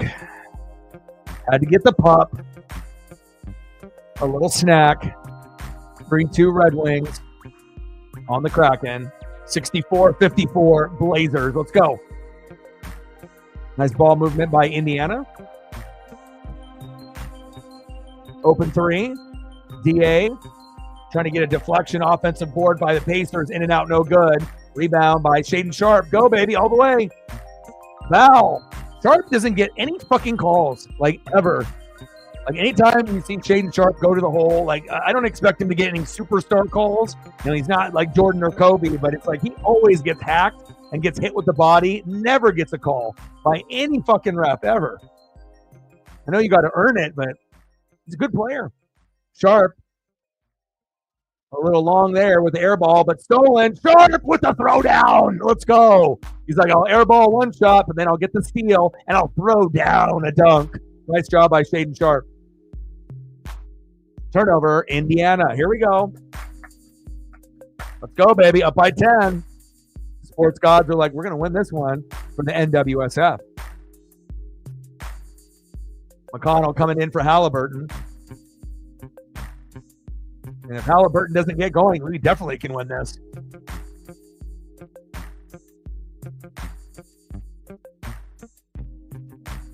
Scoot at the top of the key. Hands off to Shaedon Sharpe. Pick and roll with DA. Ayton with the roll. Sharpe. Good defense on him. Scoot Henderson at the elbow. Baseline.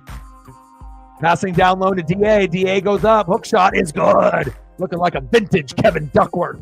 Let's go. 64-56. Rip City. 9-0. Uh-oh. 9-0 run. Shaedon Sharpe with the steal. Windmill. Bang. Let's go. Oh, baby. Hey, Rip City. I see you.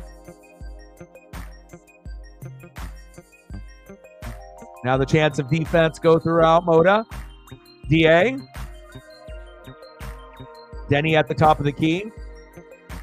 Ball movement starting to get tougher for Indiana. Good defense on him. Corner jumper is good.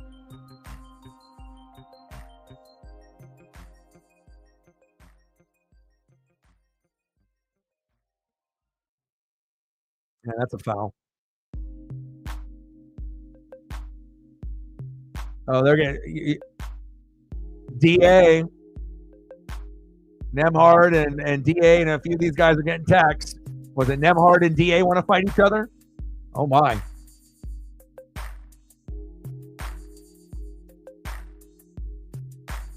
DA trying to get some toughness. Nembhard keeps talking shit. You good, Paisley? I think we're going to double text here.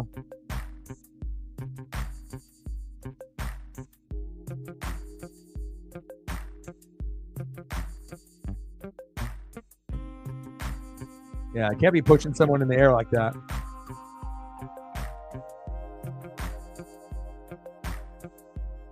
Yeah.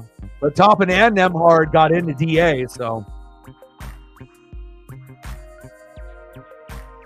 this team has really turned the corner. And if this was earlier in the season, we would get pushed around and whatnot, but we're not backing down, and it's nice to be able to see some toughness.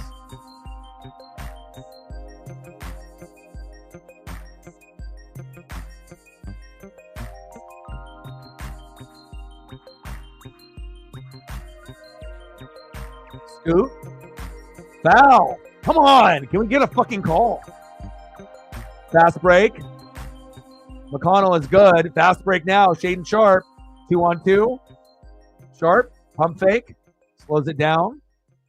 Scoot Henderson at the top of the key with a pick and roll with DA. Isolation. Denny. Toppin and a foul. And we get a call finally now. Denny to the line.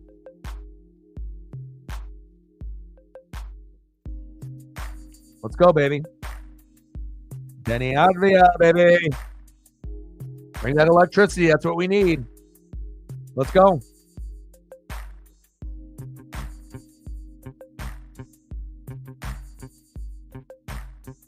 (3-2) down by 1. Hope the Kraken can get some offense.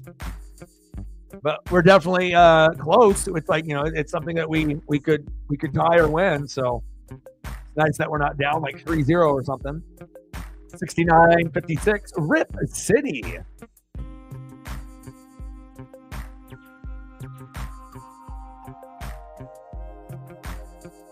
An offensive foul by Indiana. We'll take that. They're getting frustrated now. 71-56, Blazers. Ayton, baby. We're starting to pull away. Kako had a good shot, but just missed.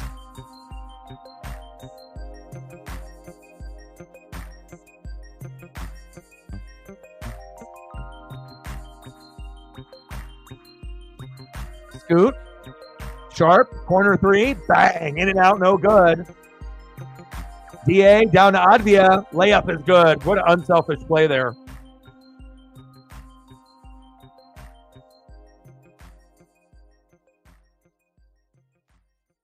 Shaedon Sharpe stolen from behind. Fast break. 3-on-2. Alley-oop.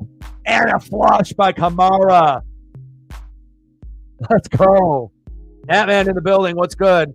Just trying to get the Blazers to go 9 out of their last 10. They have 8 wins out of their last 9. And Indiana is a top 4 team in the East. They're a playoff team. They're very, very good. But Portland's showing that even though we're bottom 3 in the West, we are the best shitty team in the NBA. We're just young. And we're definitely going to try to go for 9 wins out of our last 10 games. We haven't done that in like years. So we already have as many wins as we did last year total this year. So it's getting better. But we still got a ways to go. Netman in the building. Are you ready for the Daytona 500 or what, man? Like, I'm glad that we finally got Bowman Gray, and I'm really happy that Chase won because that's my guy. But that should definitely take place over the Coliseum or end up having a cup race in the future. But I loved it, and I can't wait for Daytona and the rest of the schedule to get going after the Super Bowl this Sunday. And we'll be popping off with some NASCAR streams every Sunday until we get to baseball season. And then once the Mariners are on, I'll have to see what time everything is on and coordinate. But we'll still try to get, some good amount of NASCAR in the spring, summer, and fall. 69-56 early on, but now 73-61 Rip City. Nice. I've actually done a couple Auburn games on the channel. I normally was covering like Duke just to try to look out for Cooper Flagg because, could be a decent player in the NBA. But, I had a matchup or two of Auburn on the channel. I've seen what they have been able to do this season. They definitely will be a March Madness team that some will pick in the Final Four or championship. DA with the steal. Are you fucking kidding me? Bang! With the flush. 2 hands. Who is that? Oh, my. Nice, dude. 98-70. Fucking ass whooping. Beat that ass, huh? That's a big win. 75-61 Rip City. And we're tough at home.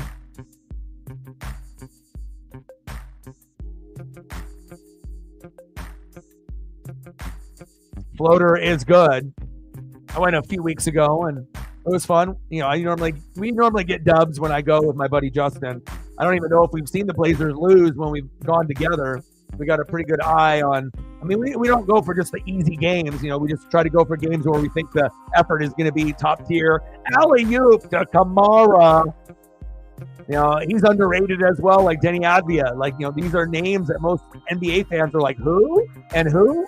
But, man, they've really helped the team dramatically. Kamara, as far as being the best defensive player, and Advia, the best overall player with energy.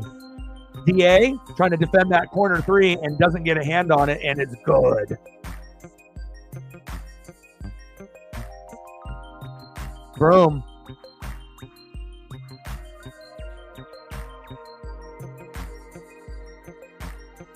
Yeah. Whether it's big men or, you know, guards or forwards, you know, it's nice to be able to have a dominant player.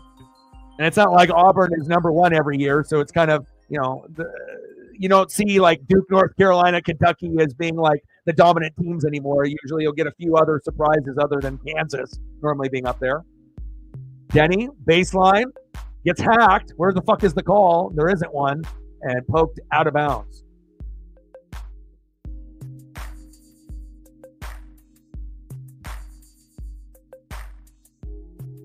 Yeah, I haven't seen a lot of Auburn, but I've probably watched like 2 or 3 games so far, which is probably more than most people, unless you're like an Auburn fan like yourself. Most people don't even watch college basketball until we do March Madness in the brackets, and then everyone's a fucking expert, you know, trying to win that money at their friends bracket, work bracket. Everyone trying to flex like they know college basketball, even though they haven't watched any. It's a fun time. All the games mean something. And I think that's what I like. I just like things that mean something, and so you're going to get the effort. So it's like, even though nobody knows who the fuck the players are, it's like, you know, it's excitement because, you know, every game means advancing. Got a little substitution here for the Blazers. Murray coming in.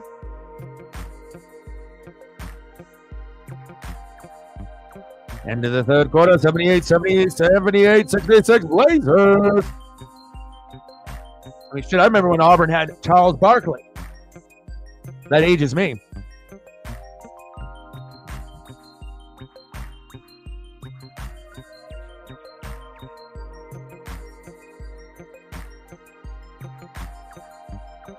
McConnell. Nice layup.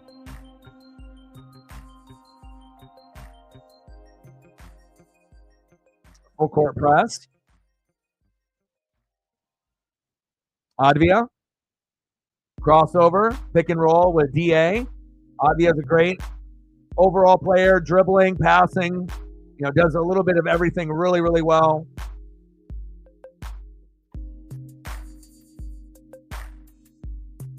Good defense there by Bryant and company to try to force the turnover. Chauncey trying to get the proper play called in. I mean, if we can start winning with Chauncey, it's going to change like the perception of what we think about him and DA and a few of these guys, where some of the fan base was ready to get rid of those guys immediately. And then, you know, if we start winning and playing good together, then maybe the talk about DA and Chauncey not being here and being here and being, you know, actually wanted here and appreciated, that might be where we're going. We still want Clingan to develop, though. Nice passing by Indiana. Up and under, but they're getting real risky at end of the shot clock. And they were working that shot clock to the very end. Shaedon Sharpe at the top of the key. Isolation, one-on-one. Deep three. Bang, it's good. Shaedon Sharpe, baby. He can windmill dunk, shoot a three, and do everything in between. He's got that swagger.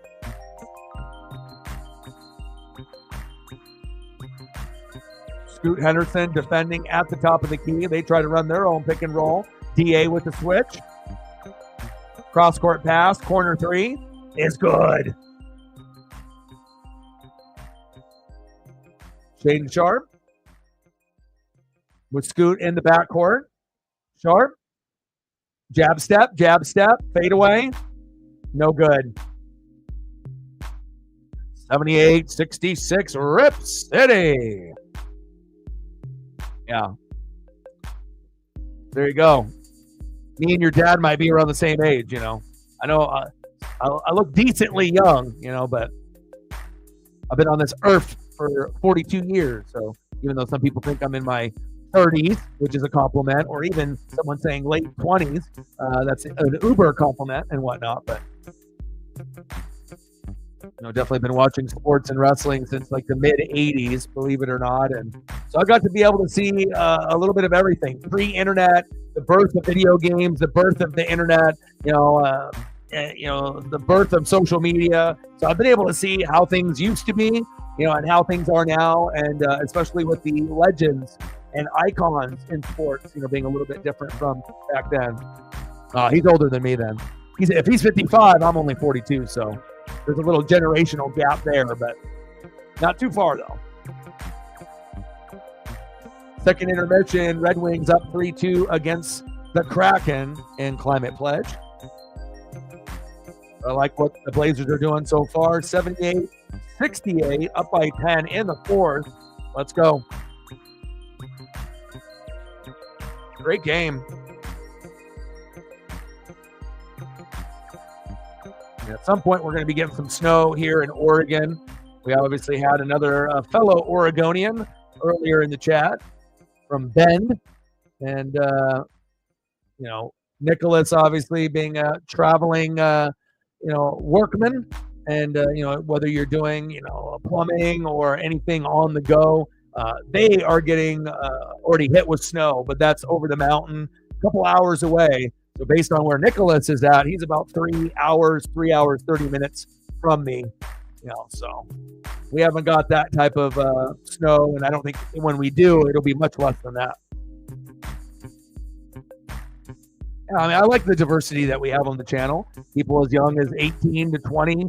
So, they're in the loop of everything, with that generation. Lots of people in their late 20s, early 30s, and 40s. And a lot of people, surprisingly, that are 50 to 90. We got all age ranges and whatnot, which is kind of nice. You get a different perspective and a different point of view, based on a different age and demographic. So you get it from, every angle, and I love that.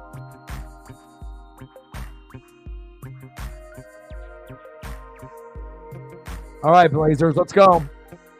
Up by 10, finish strong. Corner 3 for the Pacers. Side of the backboard. Where was the turnover? Didn't even call it. Lame. Rebound there by Jeremy Grant. Pass to Shaden Sharp. Anthony Simons. Jab step down to DA. DA fade away like Hakeem Olajuwon, but he airballs it. Come on, DA. Got to be better than that. Pacers. Two-man game. McConnell. Block that shit. Shepard with the rebound, though. Bryant for 3. In and out. No good. Rebound. Bryant with the offensive board again. You're going to give him 4 fucking chances? Siakam. Baseline. Layup off the glass is good. And then a timeout by Chauncey Billups, which I would have done as well. Again, that was kind of the story for the Blazers at the beginning of the year where we couldn't fucking rebound and a team could literally get 4 to 10 chances on one possession. We just couldn't do it. And definitely the defense and rebounding has gotten much better. But hopefully they can firm things up. But to have a 10-point lead on a team that's top 4 in the East, I'm loving it, baby. Let's go. Rip City.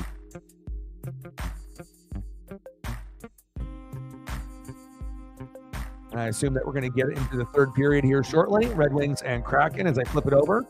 Only 13 shots. They have 22. Now we got 46 attempts. We only have 26. Holy fuck. Got to find a way to kind of even things out against the Red Wings. Easier said than done. Great history, great team, great fan base. But again, if they're playing in Seattle, hopefully they can find a way for someone else to help out. Come on, Kraken. I want to go 2 for 2 tonight. 78-70, Rip City. Agreed. Because I don't know if anyone really, thought this game coming in like, oh, we're definitely going to be ahead. Like, you just hope that the game is close, and if we are ahead, you're like, yes, but like you don't really expect a whole lot. But to be only down by one, that's probably compared to other NHL fans looking at the game, they probably are thinking that's a little closer than they initially thought. But the game is not over yet, and if the defense is good, maybe we tie it. If the defense is bad, then maybe we end up losing by a couple goals, not just one. So, but hopefully Jacord can play well, and hopefully the Blazers can finish strong. I like what I'm seeing. 80-70 Rip City. And then on Thursday, Blazers and Kraken are on again. Kraken versus the Toronto Maple Leafs in a game that's always fun to watch. And then Blazers are playing the Kings.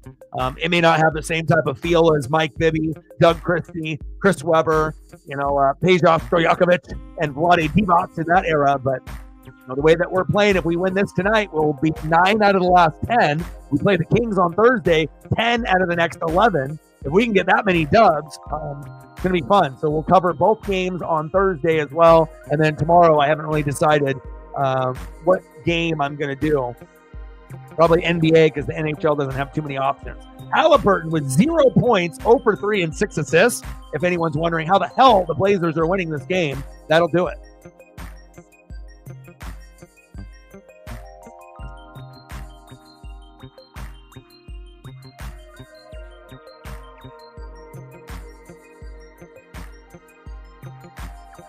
Yeah, I'm not going to check any emails now while I'm working, bro.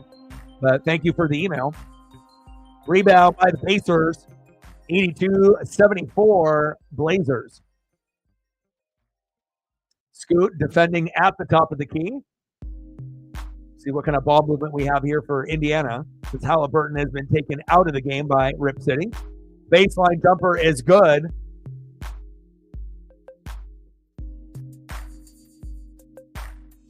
McConnell showing the business. Shaedon Sharpe inbounds into Anthony Simons. Full court press by Indiana. Trying to cut into this lead by Rip City. Blazers are one of the hottest teams in the NBA. 8 out of the last 9. DA with 25 and 20 last night against Kevin Durant. Corner 3 by Scoot Henderson is good. Go Scoot. I'm fucking talking about. It may take a couple years before we really see the true potential out of Scoot Henderson, but definitely a good draft pick for Portland and kind of our sixth man at the moment. But usually in key points in the game and into the fourth quarter, Scoot is there. And that is on the floor before the dunk by Scoot. 82-76 Blazers.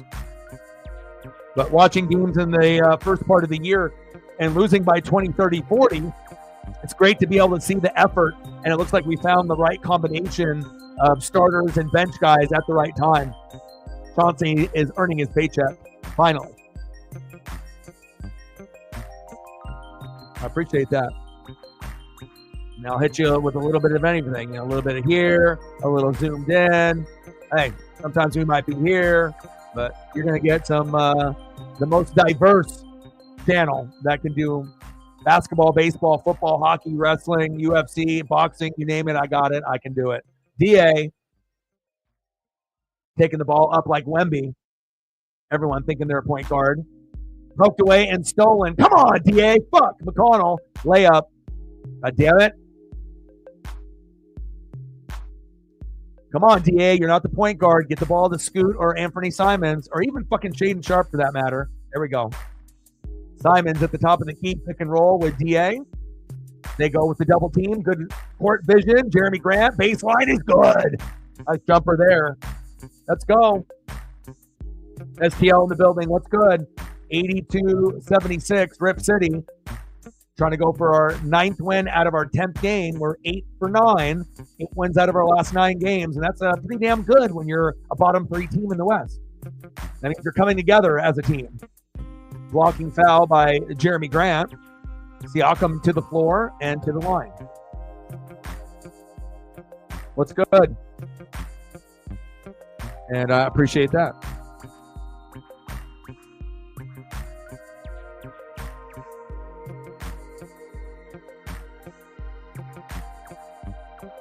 (82-76) Pacers.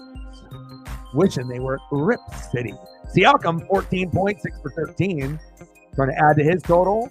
Tyrese Halliburton, normally known as the biggest player on the team besides Siakam, 0 tonight. The Blazers have shut him down and forced him to the bench with no injury.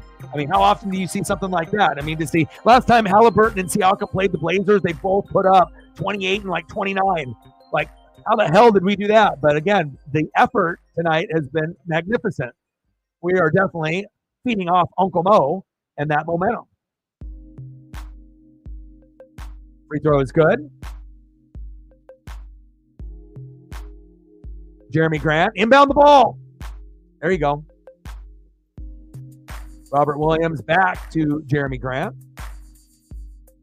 Anthony Simons calling for the ball at the top of the key. Pick and roll with Robert Williams III to stay fucking healthy. Pick and roll. Williams, pass it. Nice pass, but a little low to Kamara, and then that ends up turning into a turnover. It's like if you're going to be Robert Williams or DA and you're going to be moving quickly off a pick and roll and they actually fucking pass it to you, you got to make sure that the dime is on point and that you're on the same page with the cutter to the hole so that way you don't fumble the bag and have a fucking turnover like that. But again, not every big man and other forwards can work well together passing in the lane without it getting stolen or poked away. Got to work on that. Scoot. McConnell underneath now with a switch with Robert Williams. Rejected and tipped away. Shot clock at 5. Bank shot no good. Kamara with the rebound. Passes to Anthony Simons. Let's go, baby.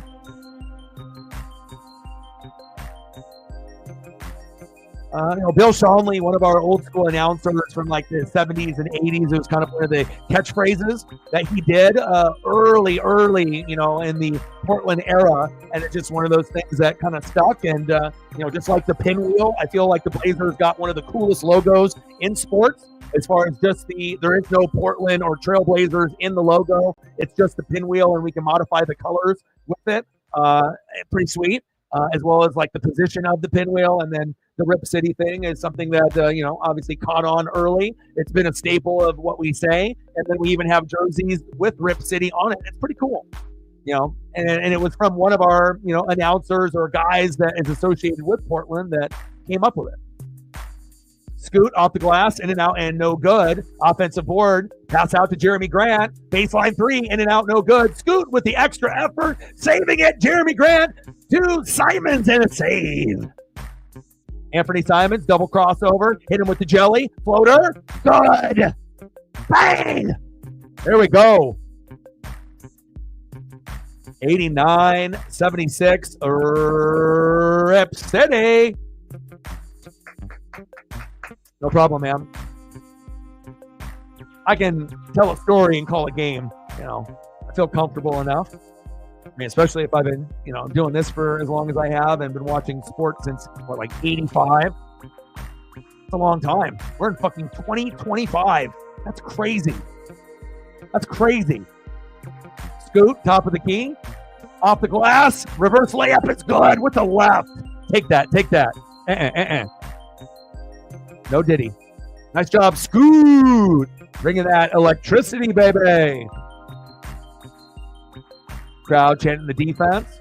Anthony Simons at the top of the key. Robert Williams. Double team. Hit him with the switch. And a good steal by Scoot Henderson. Reading the eyes of the back cut. Nice steal. I see you, Scoot. Less than 7 minutes to go in the fourth, and we're in full control, trying to win 9 out of our last 10.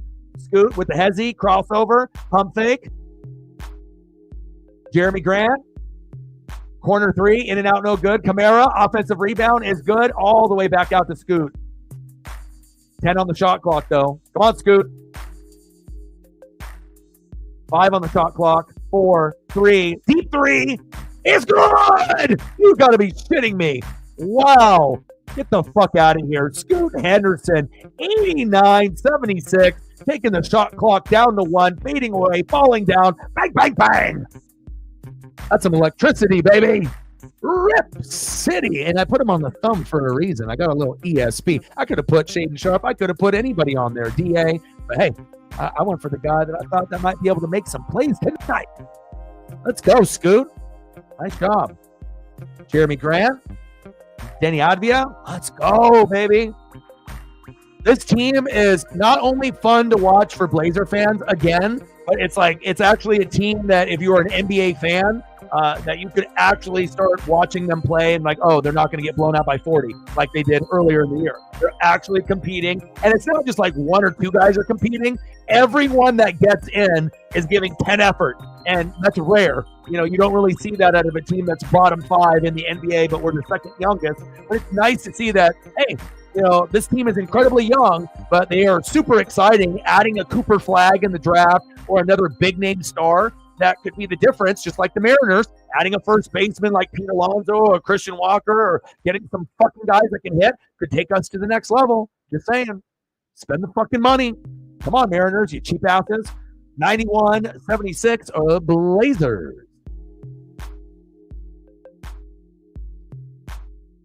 Kraken down 4-2. Ouch. They got 15 minutes left in the third, but still enough time. If they can get one goal by 7 minutes, and then the one to try to tie it up if they don't score anymore, of course, to try to get it in that window, that gives them at least some time to hopefully get something. And the Blazers are getting something. 91-77. Rip City. Thursday game, Blazers and the Kings. And then Kraken and the Toronto Maple Leafs will be covering both games on Thursday.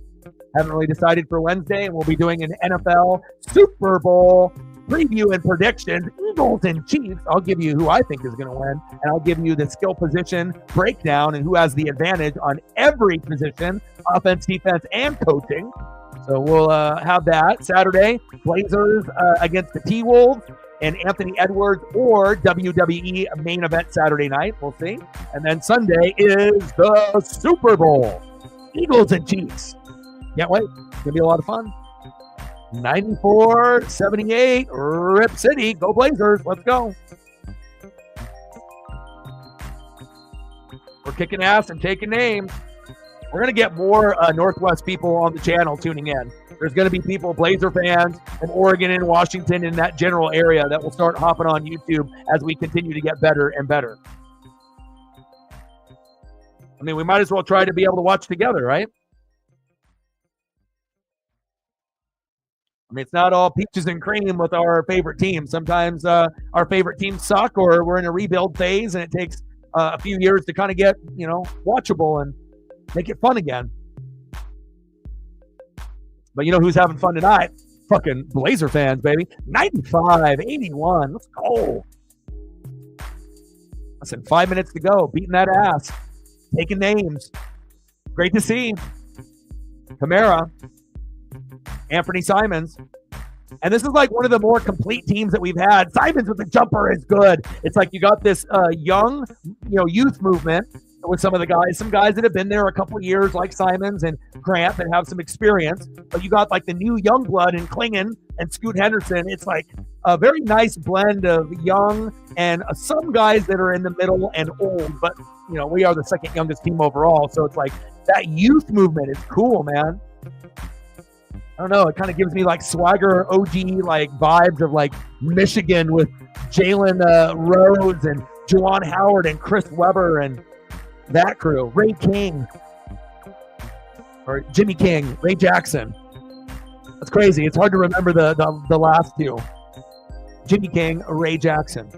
How do I remember that shit? Who the fuck knows? But I watched a lot of college basketball and Saved by the Bell in the morning. 91-77. Then it went to 101-81.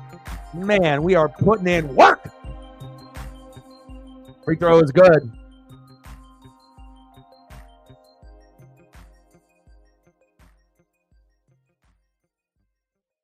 Let's go, baby. Anthony Simons hands off to Scoot Henderson. Scoot with the pick and roll with Robert Williams III. Just stay healthy. Scoot, Hezzy, floater, in and out, no good. Offensive rebound by Simons, kicked out. Jeremy Grant for three is good. Oh, we're going to get a 4-point play, baby. Oh, shit. Things are going good when we're getting goddamn 4-point play opportunities.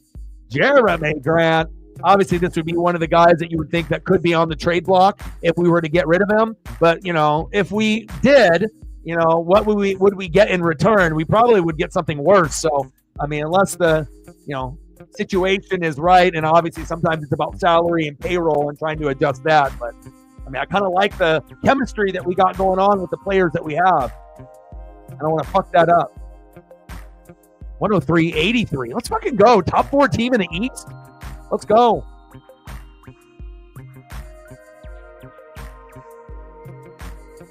Nice pass. Down low. Robert Williams says, not today. Deep 3 is good. Miles.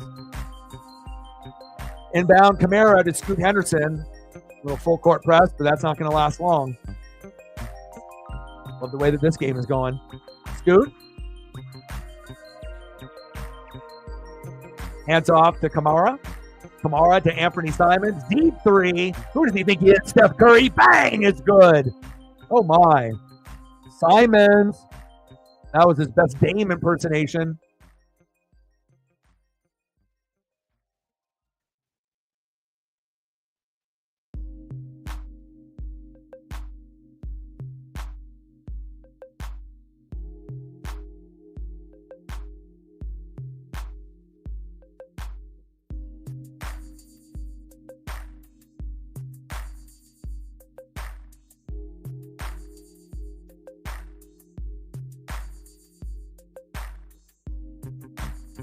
I love the way that this game has transitioned. Scoot, top of the key. Handoff, Jeremy Grant. Pass to Simons at the top of the key. Pick and roll, Robert Williams. Jeremy Grant, corner 3. Bang! Again? Oh, shit. It's over for them. It's over for them. Electric. Jeremy Grant shooting threes, thinking he's Steph Curry. 13 for 35 for 3, which is way too much for my liking, but they're 5 for 20. So that's the difference in this fucking game. I love it. Simons. Only a couple minutes left here. Simons, alley-oop, bang! Kamara. Alley-oop from almost half court. Oh, my. This one is getting out of hand. Wow.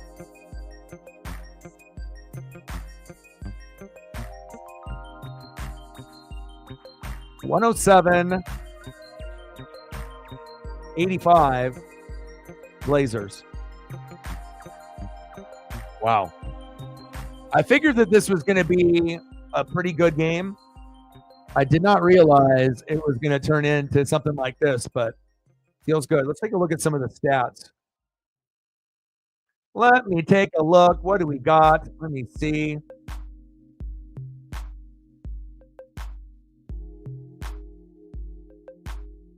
All right. Siakam with 16. Nembhard with 17. Mathurin with 12. O'Connell with 14. Wow. Jeremy Grant with 20. Anthony Simons with 22. Kamara with 13. And Shaedon Sharpe and Scoot Henderson both off the bench with 17. That's how you win. You know, and that's how you win when it's that well-rounded and you have 6 or 7 guys that are putting up double digits, and they're helping. Wow. It's exactly what I wanted to see. Cracking down 4-2 with 11:39 left. Someone's got to score for Seattle if they have any chance of getting close.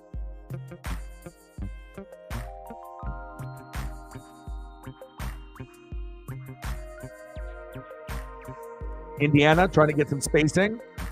Robert Williams on the switch. Baseline 3. Williams with the rebound, no good. Kamara to Scoot Henderson. 110-85, Rip City. Simons to Scoot. Scoot, alley-oop, Robert Williams with the flush. Robert Williams, a third, looking like he was in college. Oh, my God. Really?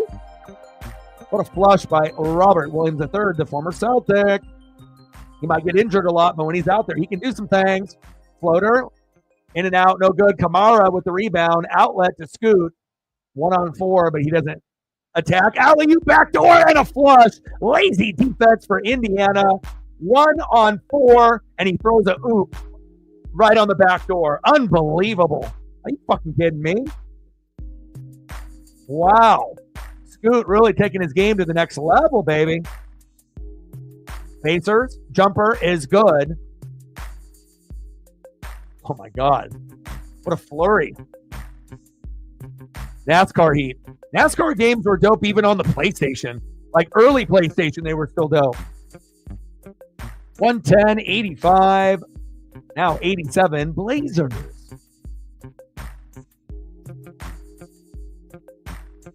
Kraken still down 4-2, trying to watch both at the same time, which I usually do on a regular basis. 10:58 to go.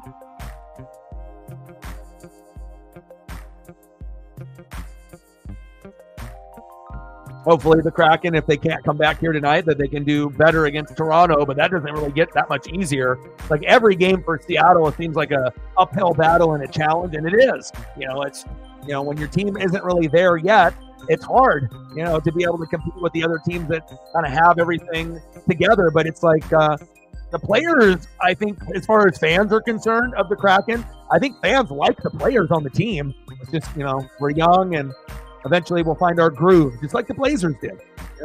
Took us a little while to find the groove, but we got it.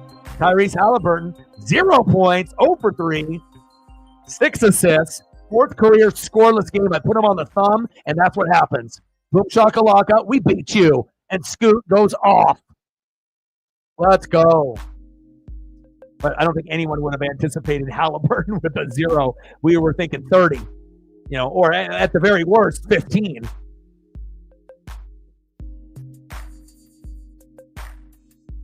Blazers.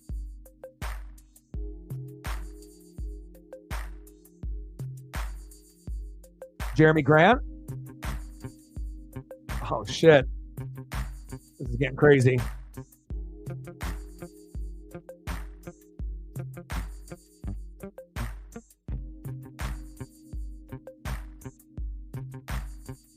Pump fake, little crossover. They know this game is essentially over.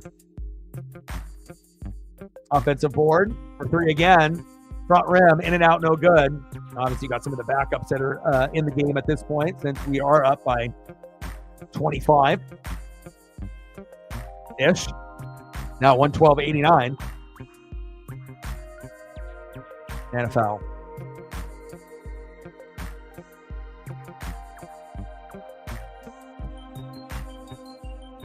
Shane Wright, I love that. There we go. Sometimes you just got to talk it into existence or just pray like hell that it actually happened. Shane Wright, and we did mention at the beginning of the broadcast, we thought, maybe someone could get 2 goals today, but we were probably thinking Maddie since he got 1 early. But Shane Wright says, hey, I'll get 2. And now it's 4-3. 112-89 Blazers. Now we just need 1 more goal for the Kraken, and things will be crack-a-lacking. Maybe they can win in OT, even though they're not very good there either. But, hey, at any point, if you can get a Kraken win based on how the season has gone, you're going to take it no matter how it happens. Same thing with the Blazers. It's like the way that the year has gone. Like, you'll take any kind of win. 1 or a win by 30, whatever. It's been such a rough year. You'll take whatever you can get and then hope that they can step up. Backdoor, layup with the left and miss. Rebound, corner 3, in and out, no good. And now it's just kind of like street ball out there. Fast break. Layup off the glass is good. And that is it. 112-89, final Rip City. Nice job, Blazers.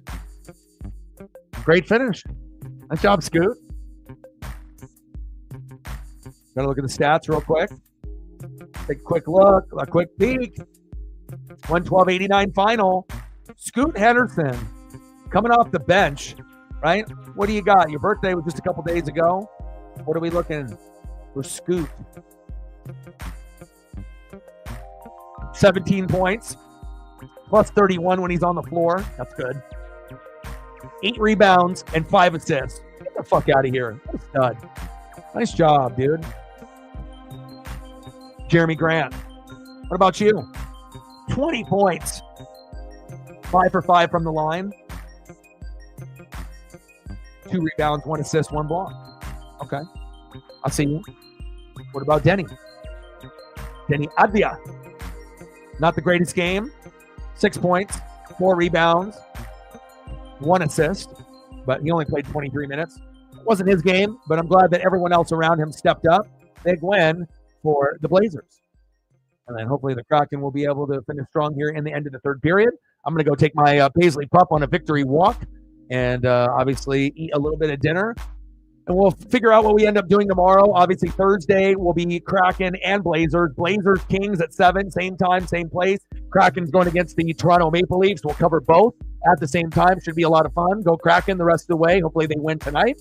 And shout out to all the new subs, all the people that liked, sub, donated, commented, and shared. Appreciate you. And I got one question for you. Well, you know, talk sports like us. Your boy Ryan, Northwest Sports Fanatics. Final score, Blazers 112, Pacers 89. Rip City winning 9 out of the last 10. I love it. And I am out. Rip City. Gang.